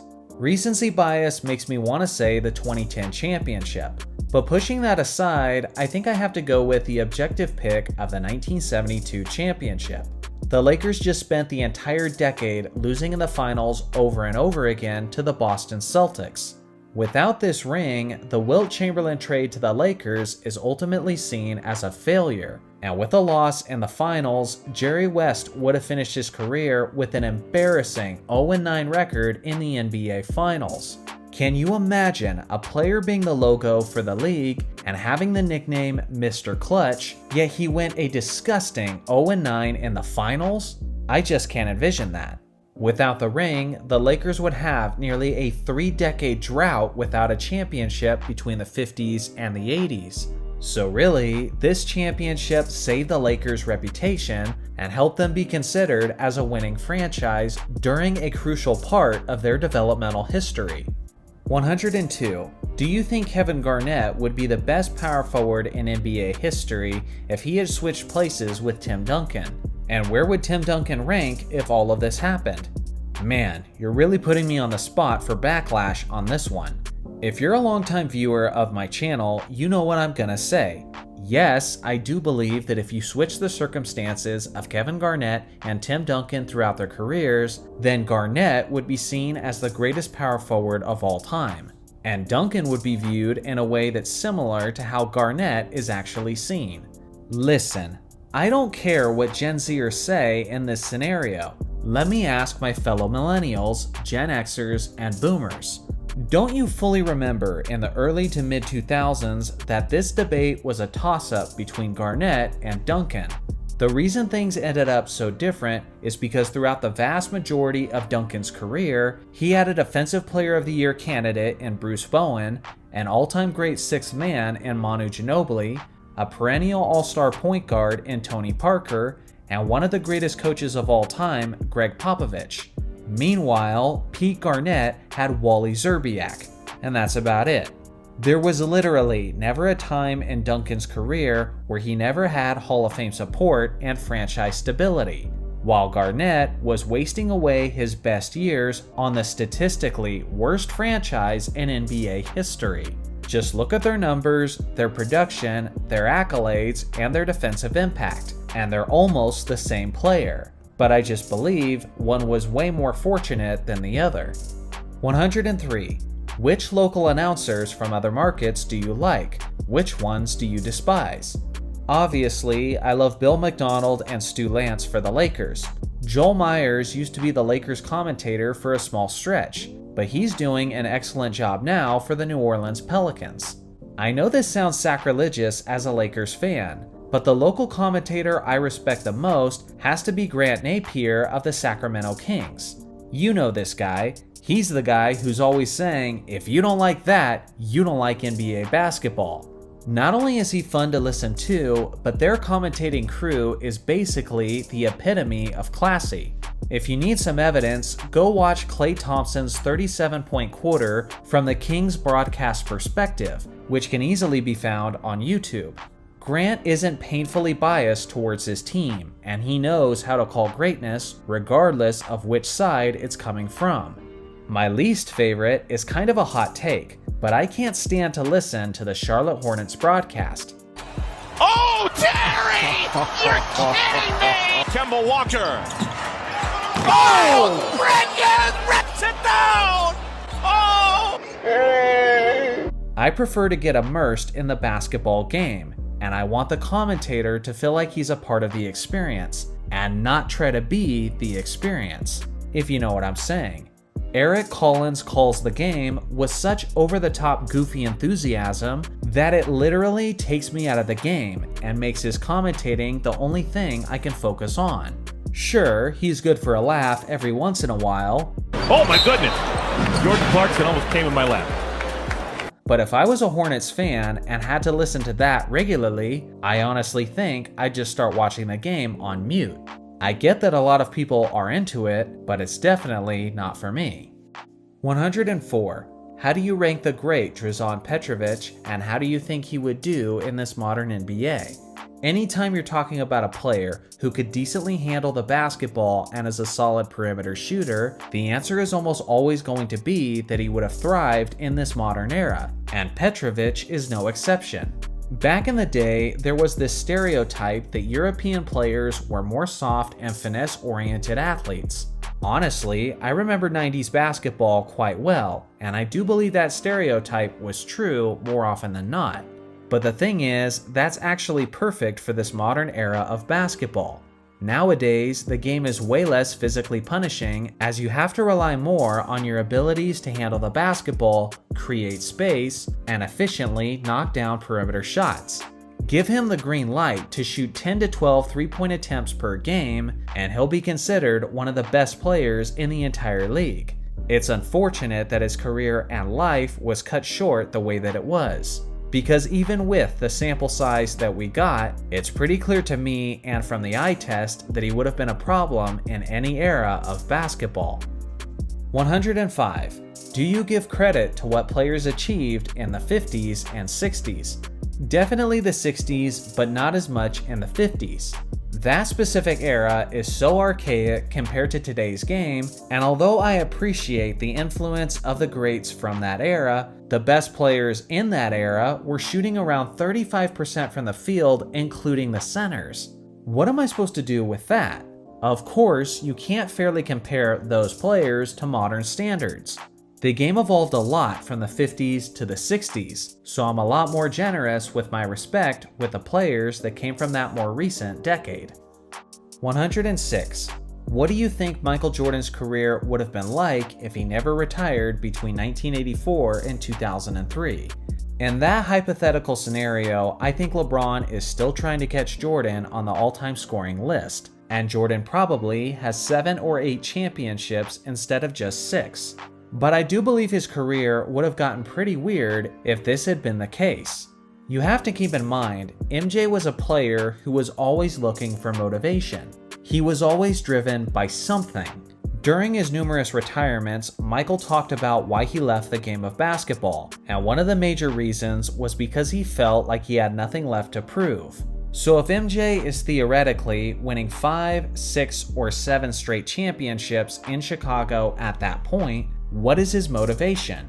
In that circumstance, I think Jordan would have the urge to find new ways to challenge himself.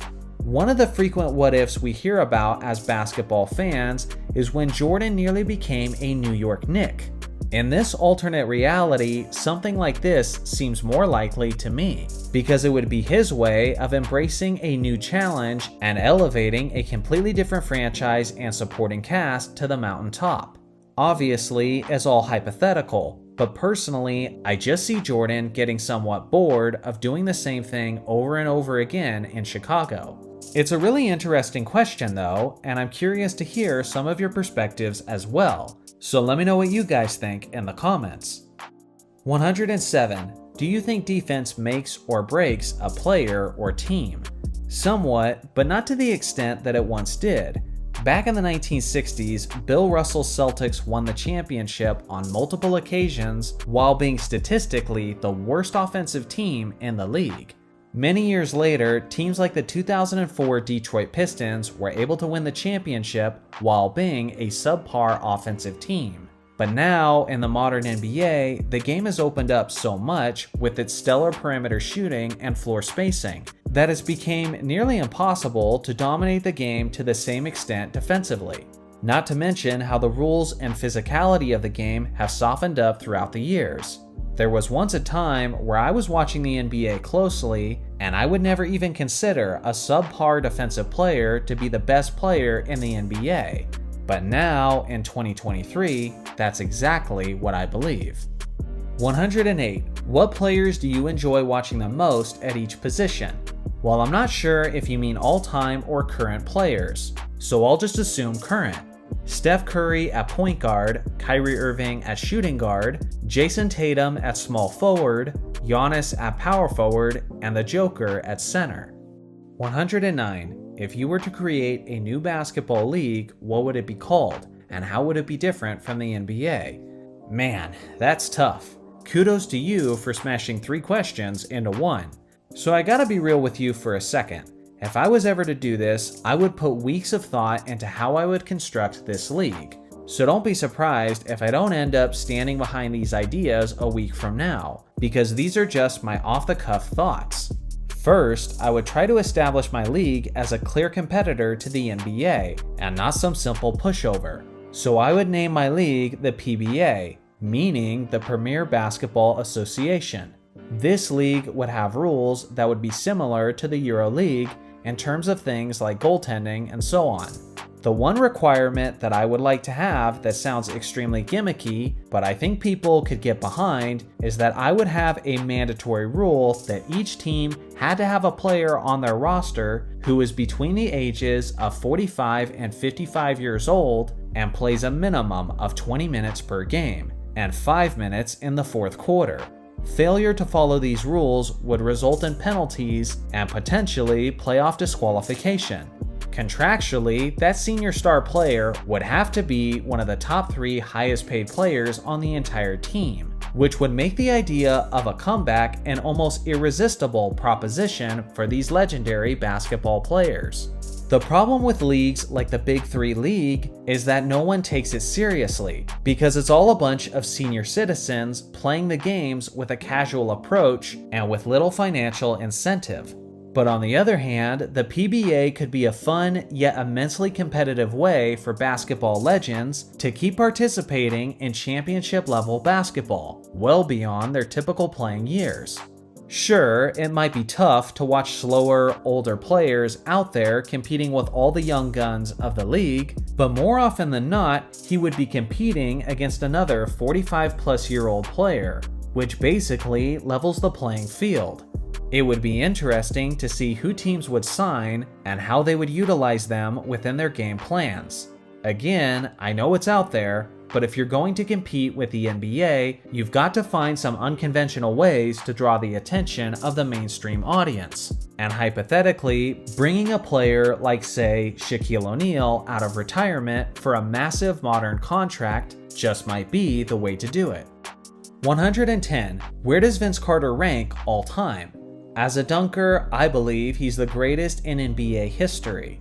As far as just overall, it depends on whether or not you consider him as a shooting guard or a small forward, and honestly, I can make an argument either way. My answer for that one will have to wait, because I'm considering doing a series where I'm breaking down the 10 best players at each position in all of NBA history. So stay tuned for that one. 111. Do you have any sports cards? If so, which are your best ones? I've been collecting since I was a little kid, but finances were tougher for my family in those days. So when we bought basketball cards, it was always the cheapest versions of cards. Maybe sometime I'll go over my basketball card collection in a video, but just be warned, it's nothing too impressive. At this point in my life, it's just a fun, nostalgic activity that I sometimes engage in. 112. What is your favorite player celebration, like Jordan's shrug, Steph's shimmy, Dikembe's finger wag, etc.? I'm not into the whole theatrics of that, to be honest. More often than not, I think the coolest approach is to act like you've been there before, and not be a total cornball in the process. So for me personally, as a hyper-competitive person, nothing beats the good old-fashioned fist pump. Think of Michael Jordan casually fist pumping after the game-winning shot in the '97 finals, or Kobe Bryant's fist pump after the game-winning jumper over Phoenix in the '06 playoffs, or even Tiger Woods after he buried a clutch putt that he just had to have. To me, that's just the universal sign of a winner winning. 113. If you could handpick players, past and current, for an all-time dunk contest, who would you select? So for this contest, I'm doing 4 contestants, all in their athletic prime. I want Vince Carter, Zach LaVine, Michael Jordan, and Dominique Wilkins. Honestly, there's a good chance that the older fellas, Dominique and Jordan, get humbled in this scenario. But I do feel like those more recent dunkers would do an excellent job of bringing the best out of the older guys.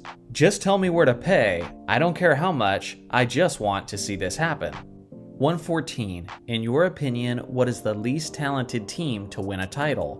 That's a really tough choice because there simply is no such thing as an NBA champion who doesn't have talent. But personally, I'll go with the 1975 Golden State Warriors.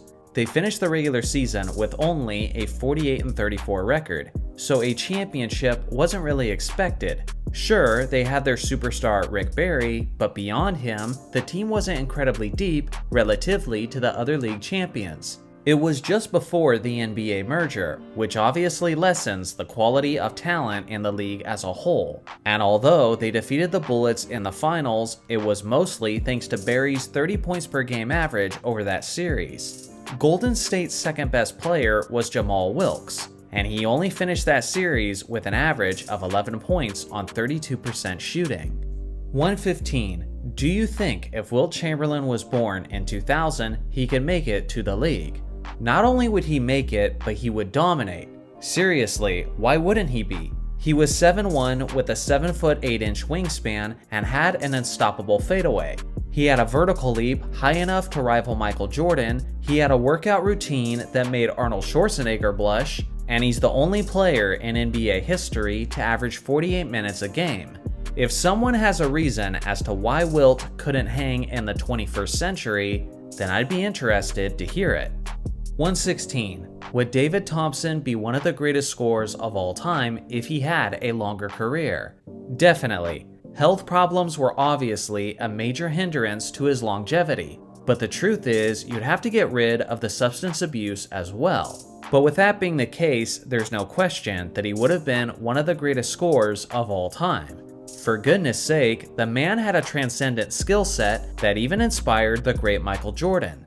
This is a guy who once started a basketball game making 21 of his 22 shots as a perimeter scorer, and finished with over 50 points in just one half.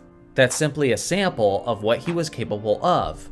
117. Which LeBron year do you think is his best year? Personally, I don't think there's any version better than the 12-13 LeBron. Too strong, too athletic, too fast, insanely efficient, lethal from three-point range, and a lockdown defensive player. 118. Do you think they'll ever add a 4-point line? I freaking pray to God that they don't. It might happen eventually, but it would result in the NBA record book becoming a total joke. Modern games already have way too much jump shooting for my liking, but it would become even more unbearable with a 4-point line. It would also make defense nearly impossible to play effectively, because there would be just too much ground to cover. If the NBA wants to be on a fast track to completely ruin itself, then go ahead and add that 4-point line. 119. Would Len Bias have been a top 10 player all time if he didn't pass away? I think it's certainly possible that he could have been that good, but it's crazy to simply assume that. To most people, the guys who are usually on the edge of the top 10 are players like Kobe, Tim Duncan, Shaq, and Olajuwon. If I had to bet on Bias being better than any of those players, I simply wouldn't take that bet. 120. Why is basketball not as popular as football/soccer? Just to be clear, the person asking this question is talking about a global perspective because in the United States, specifically basketball is certainly the more popular sport. But obviously, that quickly changes once we go international. Essentially, it boils down to just two words: time and accessibility. What I mean by time is that the sport of soccer/football has been around much longer. That sport has had many years to develop a massive fan base and following, to the point that it's ingrained into various different cultures. Basketball could certainly get there, but it's got a long ways to go considering how it's relatively newer than most major sports. Now, as far as accessibility, it simply isn't as easy to play basketball. Not only do you need a specific kind of ball, but you also need a specific kind of court and basket. Football isn't that way at all, as all you need is the ball itself and basically any dirt, concrete, or grass field will do. 121. Do you think Luka Doncic can lead the Mavs to a championship? As currently constructed, probably not. I think they're missing a strong third option of a star to take some of the load off of Kyrie and Luka. Ideally, I envision a solid power forward or center with an aggressive defensive mindset. Like most MVP candidates, he's certainly capable, but it's just going to take the right pieces to get it done. So as usual, the pressure is on the general management. 122. What is the greatest single game of NBA basketball you have ever watched? If you factor in the gravity of the moment, I think it either has to be Game 7 of the 2010 NBA Finals or Game 7 of the 2016 Finals. I don't think I'm gonna elaborate on that too much, because this question is actually something I plan on making a standalone video about. 123. Who is the most underrated sixth man of all time? I'm going to sound biased with this one, but personally, I would say Michael Cooper. If you ask young basketball fans today who Magic Johnson is, they can tell you all about him. Same goes for Kareem Abdul-Jabbar and maybe even James Worthy to a certain extent. But if you were to ask them about Michael Cooper, most would say that they have no idea. He's arguably the greatest defensive player in Lakers franchise history. Back in the 80s, he was the ultimate 3-and-D type of player, and was a pivotal aspect of the Showtime Lakers championship runs throughout that decade. Sure, there's some great sixth men like Jamal Crawford and Manu Ginobili, but at least those guys are talked about somewhat. Outside of the most hardcore Laker fans, I don't see anyone giving Cooper his shine. 124. Which NBA season is your personal favorite of all time? 2010 easily. Obviously, there's the bias because the Lakers defeated the Celtics in the NBA Finals, regardless of the fact that Kobe had broken his index finger on a shooting hand. But it goes beyond that. Leading up to the start of that regular season was one of the most exciting off seasons that I can remember. Seemingly every title contender was acquiring a new star for a championship push. The Spurs picked up Richard Jefferson, the Magic picked up Vince Carter, the Cavaliers picked up Shaquille O'Neal, the Lakers acquired Ron Artest, and lastly, the Celtics picked up Rasheed Wallace. I was hyped as heck heading into that year, and with that intense postseason, capped off with an incredible 7-game series, I'm more than comfortable calling that year my favorite of all time. 125. Who was an interesting player that kids today almost never talk about, but should? There's so many, but one that immediately comes to mind is God Shamgod. That's right, you heard me correctly, his birth name was God Shamgod. He wasn't just a player with a unique name, but Shamgod literally had a dribbling move named after him and had a filthy handle on the basketball. Back when I played pickup basketball as a kid, we used to always reference this guy and try to do his moves on the court. But nowadays, most people on the court don't even know who this guy is. Simply look up a compilation video of his highlights and you'll be up to speed pretty quickly. 126. Why did you not rank Kobe in your top 5? Well, it depends on the criteria. Based on the greatest peaks in basketball history, I did have him in my top 5. But when you're talking about their complete body of work and looking at their career as a whole, you have to factor in everything. A lot of people tend to ignore some of the less glamorous stages of Kobe's career. Unlike almost every other person in the top 10, Kobe's career got off to an extremely slow start, as he wasn't producing superstar numbers until his 4th season in the league. You can't say that about Jordan, LeBron, Magic, Bird, Kareem, Hakeem, Shaq, Wilt, Bill Russell, or Tim Duncan. And then, when you look at the tail end of his career, those last few seasons were extremely ugly. In that stretch, Kobe was chucking the ball continuously while shooting less than 40% from the field, as his body was falling apart and the Lakers were constantly losing. When it comes to the Mamba at his absolute best, I'm honestly pretty comfortable putting him up against just about anyone. But when it comes to his entire career, people have to stop acting like there were not stretches where the bad outweighed the good. 127. If you had to pick a player since 1900 to win a fight against a random person, who would you pick? Well, there's a lot of guys that you could go with. You could go with someone like Wilt Chamberlain, who's massive and strong. You could go with someone who's big and shredded, like Ben Wallace. Or you could go with someone who's an absolute psychopath like Metta World Peace. But for me personally, I want a guy who isn't just going to fight, but knows how to fight, which is why I'm taking David West. This 6'9" beast was an all-star during his days in the NBA. But what a lot of people don't know is that he's a trained martial artist and an MMA enthusiast who's been featured in various MMA magazines. A lot of guys might look intimidating, but when they actually get in a fight, it's very clear they don't know what they're doing. I'm pretty confident when I say that West would smoke 99% of the players in basketball history. 128. Who is your least favorite player and for what reasons? It used to be Bill Laimbeer, but he's now so far into the past that disdain doesn't quite burn as hot as it once did. I'm about to trigger some people and it might even lose a few subs, but it's easily Kevin Durant. And one of the things that bothers me the most is how KD would probably be in his feelings just because I said that.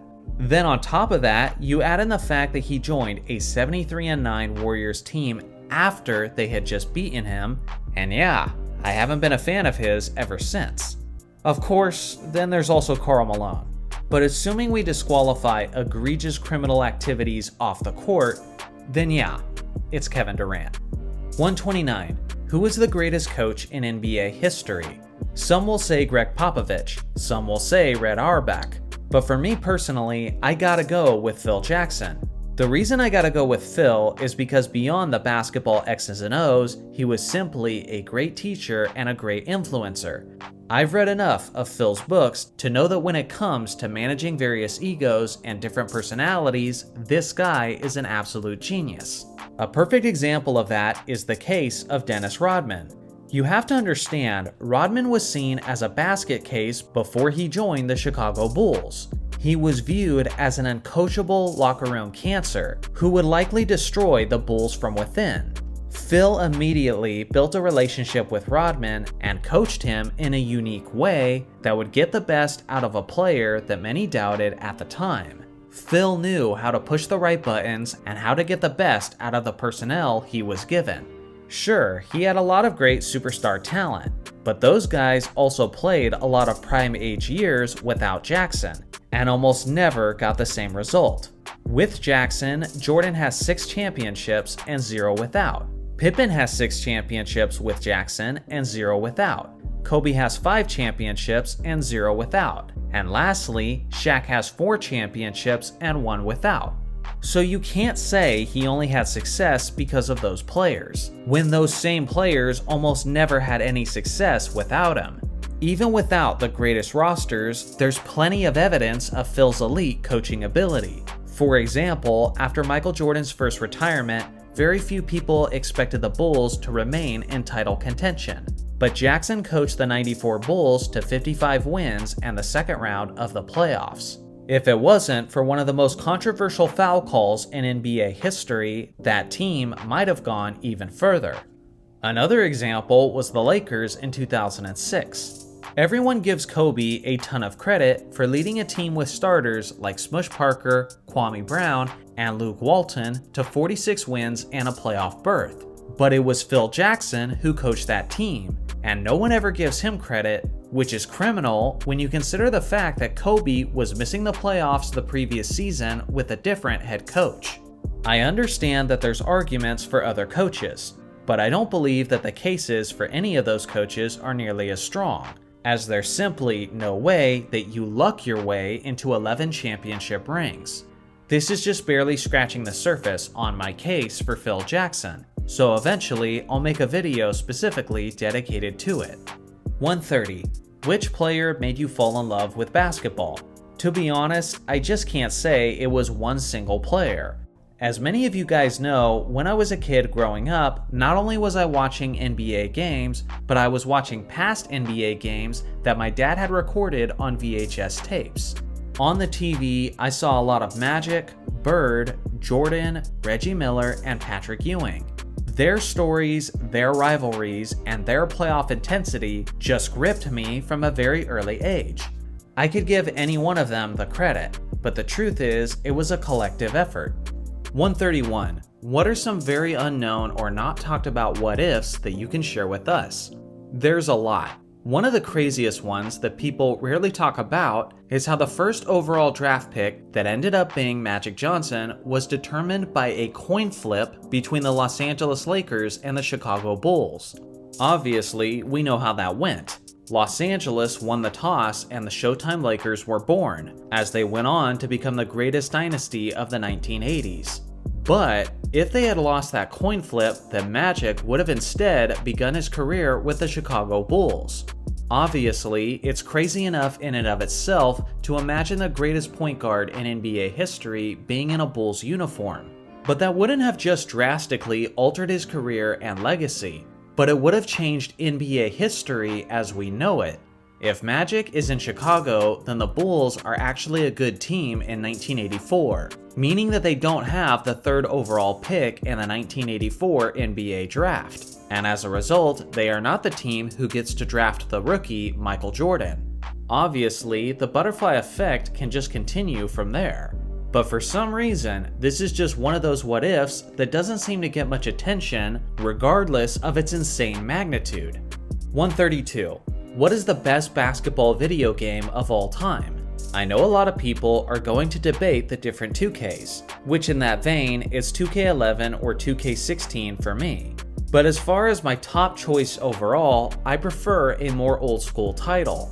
Back in the days when the Super Nintendo and the Sega Genesis ruled the industry, NBA Jam was a major hit. One of the more recent games in the NBA Jam series was Hang Time, which was available on the Super Nintendo and the N64. That game is my all-time favorite. It's got the proper amount of wackiness of the prior NBA Jam games, but it also had better graphics and some cool features, like the ability to create a player and improve his attributes over the course of a season. If you've never played it, I recommend you try it out. It's ridiculously fun, and it will always be near and dear to my heart. 133. Who is a player that you were absolutely convinced would be a superstar but ended up falling way short? There's a few, but one that comes to mind is D'Angelo Russell. I'm not saying that he isn't good, but I expected him to be great.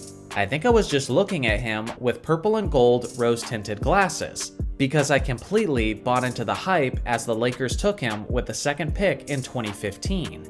I remember people describing him as a savant with a basketball, and I was hoping that he was going to be our modern-day version of Magic Johnson with the amazing passes and the court vision.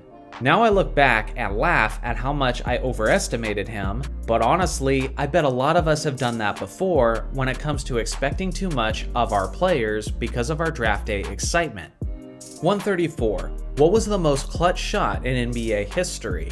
There is certainly an argument for Kawhi Leonard's Game 7 winning shot in the 2019 semifinals. And of course, if he misses that shot, then the Raptors don't ultimately go on to win the championship that year.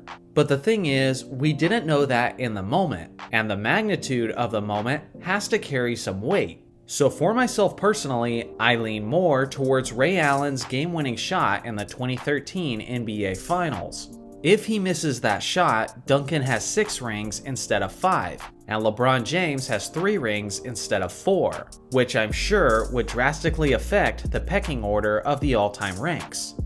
135. Why is Shaq number 2 on your peak list, but number 11 on your all-time list? I feel like there's a somewhat easy explanation to this. Shaq's prime was absolutely insane, but his long-term conditioning was not. Everybody knows about his incredible 2000 to 2002 Finals MVPs, but when you compare him to most players in the top 10, his absolute peak was very short-lived, as he was extremely overweight by 2003, to the point where it was one of the major aspects of contention between him and Kobe. Then you have to consider how Shaq wasn't incredibly dominant in many ways outside of scoring. He was a terrible free throw shooter, he was just a decent rebounder for a player his size, and although he was a solid defensive player, he certainly wasn't on the level of the other all-time great big men in the top 10, like Hakeem Olajuwon, Tim Duncan, Bill Russell, and Wilt Chamberlain. So for me, peak Shaq was as dominant as just about anyone. But there are a multitude of reasons why he objectively needs to be knocked down a few pegs when looking at his career as a whole. 136. What does LeBron have to do to become the GOAT over MJ? There is no way to objectively win the title of the greatest player of all time. With that being said, I often refer to Michael Jordan as the GOAT for two reasons. One, because I personally believe he's the most impressive player I've ever seen in my life, which naturally makes him my choice as the greatest player of all time. The second reason is because every time there is a major poll asking who is the GOAT, Michael Jordan comes out on top nearly every single time. The closest thing we can get to a definitive answer on who the GOAT is by looking at who most people think the GOAT is. And with that being said, I don't believe that perception is changing among the general audience unless LeBron James can match Michael Jordan's 6 championship rings. And it's not like we haven't seen this before. This same type of conversation and debate recently took place in the NFL. To most people, the argument for the greatest quarterback of all time was between Tom Brady and Joe Montana. For a while, Brady had the numbers and he had more Super Bowl appearances, but Joe Montana fans were still able to argue that Montana was the one who was an undefeated 4-0 in Super Bowls. It wasn't until Brady had the numbers, the appearances, and the higher total of rings that most people finally started conceding that Tom Brady was the greatest quarterback of all time, which is why I think this ship has sailed for LeBron. At this point in his career, I don't see him winning another 2 championship rings.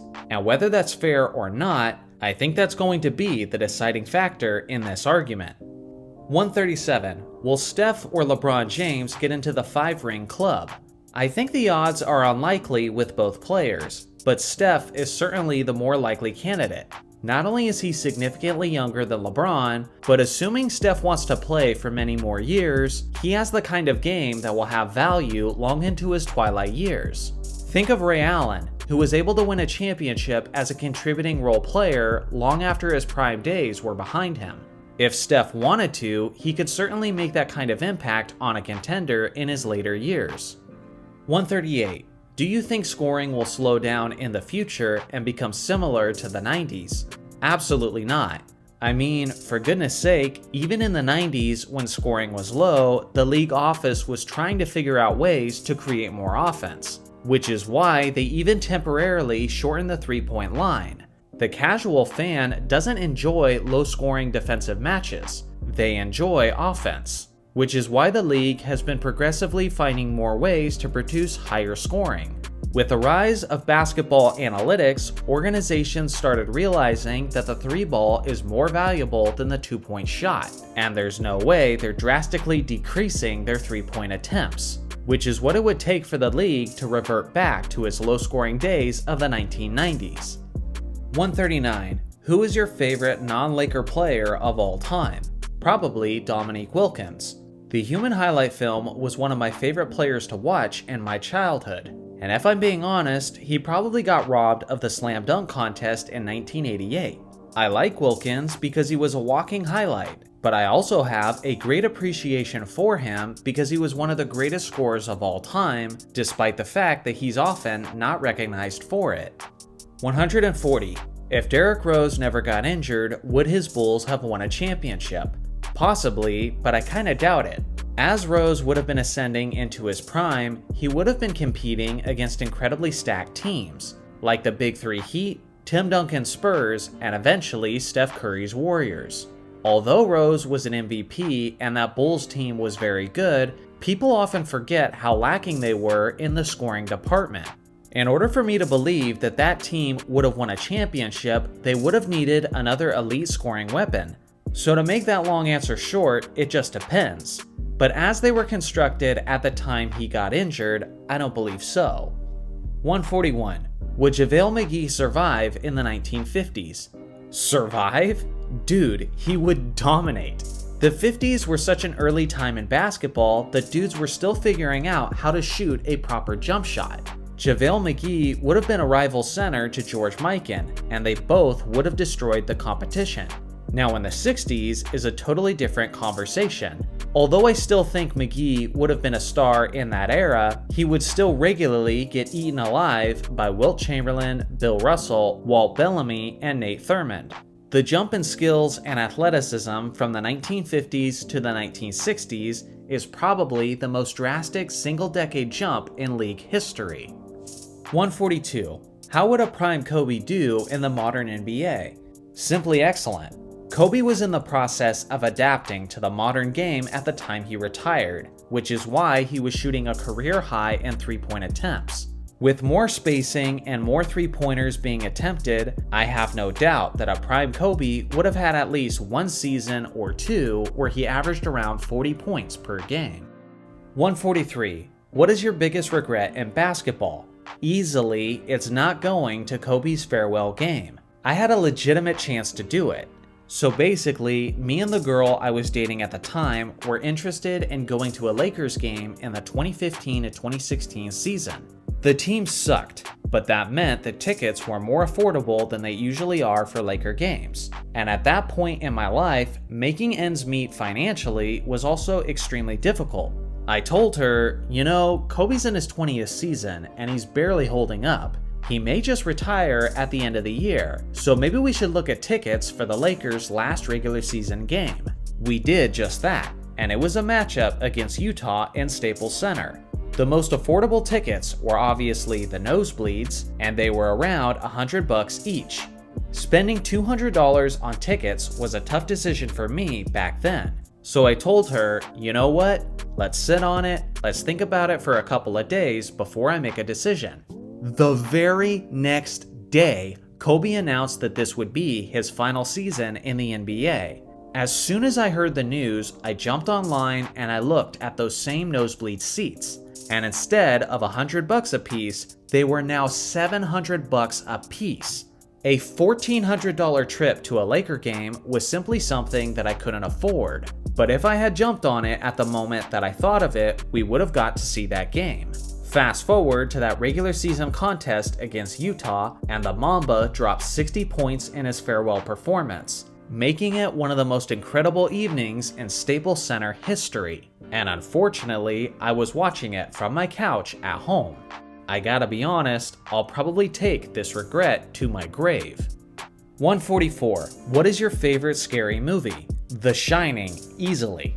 My Laker blood will always be happy to see Jack Nicholson in his prime. Hereditary was a more recent one that I was pretty impressed by as well. 145. Can Nikola Jokic become the greatest center ever? I highly doubt it. If he had more of a defensive impact, then this status would be more attainable. But without that end of the court working in his favor, there's almost no chance that he builds a better complete resume than guys like Kareem Abdul-Jabbar and Wilt Chamberlain. 146. Which TV show do you like better, Breaking Bad or Better Call Saul? This is such an oddly specific question, but I actually feel well equipped to give it. It's tough to decide between the two, because both are so well done. BCS takes its time telling a slower yet more mature story, while Breaking Bad leans more on the sensationalism of the crazy drug world. Personally, I have to give the slight edge to Breaking Bad though, as I felt like it stuck the landing better and gave a completely satisfying ending. Obviously, I highly recommend both shows. 147. What is your biggest hobby outside of basketball?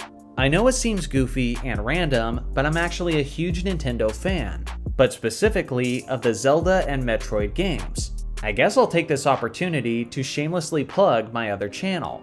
But I actually have another channel dedicated specifically to those IPs, and it's called Zeltroid. I just hired an editor for that channel as well, so pretty soon you guys will be getting daily videos on both channels. So yeah, if you like Zelda and Metroid games, find me over there. Other than that, I just love playing basketball and taking trips to the bookstore with my wife, that way we can enjoy her hobbies as well. 148. How good would Steph Curry have been if he played in the 80s, and how much would he average?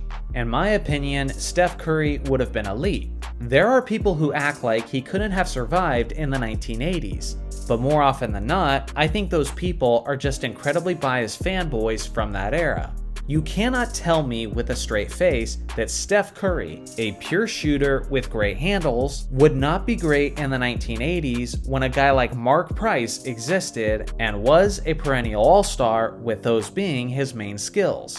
Obviously, you gotta knock down his scoring average a few points because of his lack of volume with his three-point shots. His coaches simply would not have let him take that many three-point attempts. The league just wasn't ready yet.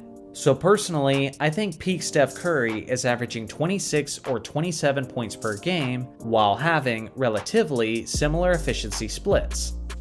149. If you could change anything in NBA history, what would it be? If I'm given that kind of power, I don't want to be selfish and just take a biased approach in favor of my Lakers. We've had a good enough history as is. But I also don't want to play God and deal with anything that has to deal with a loss of life or tragedy. So in light of this, I would probably clean up the integrity of the league, remove Tim Donaghy and any rigged officiating from existence, and truly find out who the best teams were throughout history. 150. Would you rather watch basketball or play it yourself? Play it 100% every day of the week for the rest of my life. I understand there are people who watch my channel who hate the current state of the NBA, while some others love it. Regardless on your opinion of the modern National Basketball Association, I think we can all agree that the game of basketball in its purest form is a beautiful sport. For me, it's more than just the action and the incredible displays of athleticism, but it's about the little things. The sound of the sneakers running up against the hardwood court, the sound of the net when you perfectly hit that swish. It's about finding out if you have what it takes to rise above when the moments matter the most. Those are the kind of joys and rushes of adrenaline that you can't replace by simply watching the game. So with that being said, go play basketball after you watch this video. You and I both know it's been too long. This concludes my 150 questions video. I am so sorry this took so long to make, but I promise to be quicker if we end up doing another one for a 200K celebration. Again, this wouldn't be possible without you dedicated viewers, so from the bottom of my heart, thank you guys so very much. I will always be grateful for all of you viewers. Thanks for watching as always, make sure to like and subscribe for more basketball content, and I'll see you guys in the next video.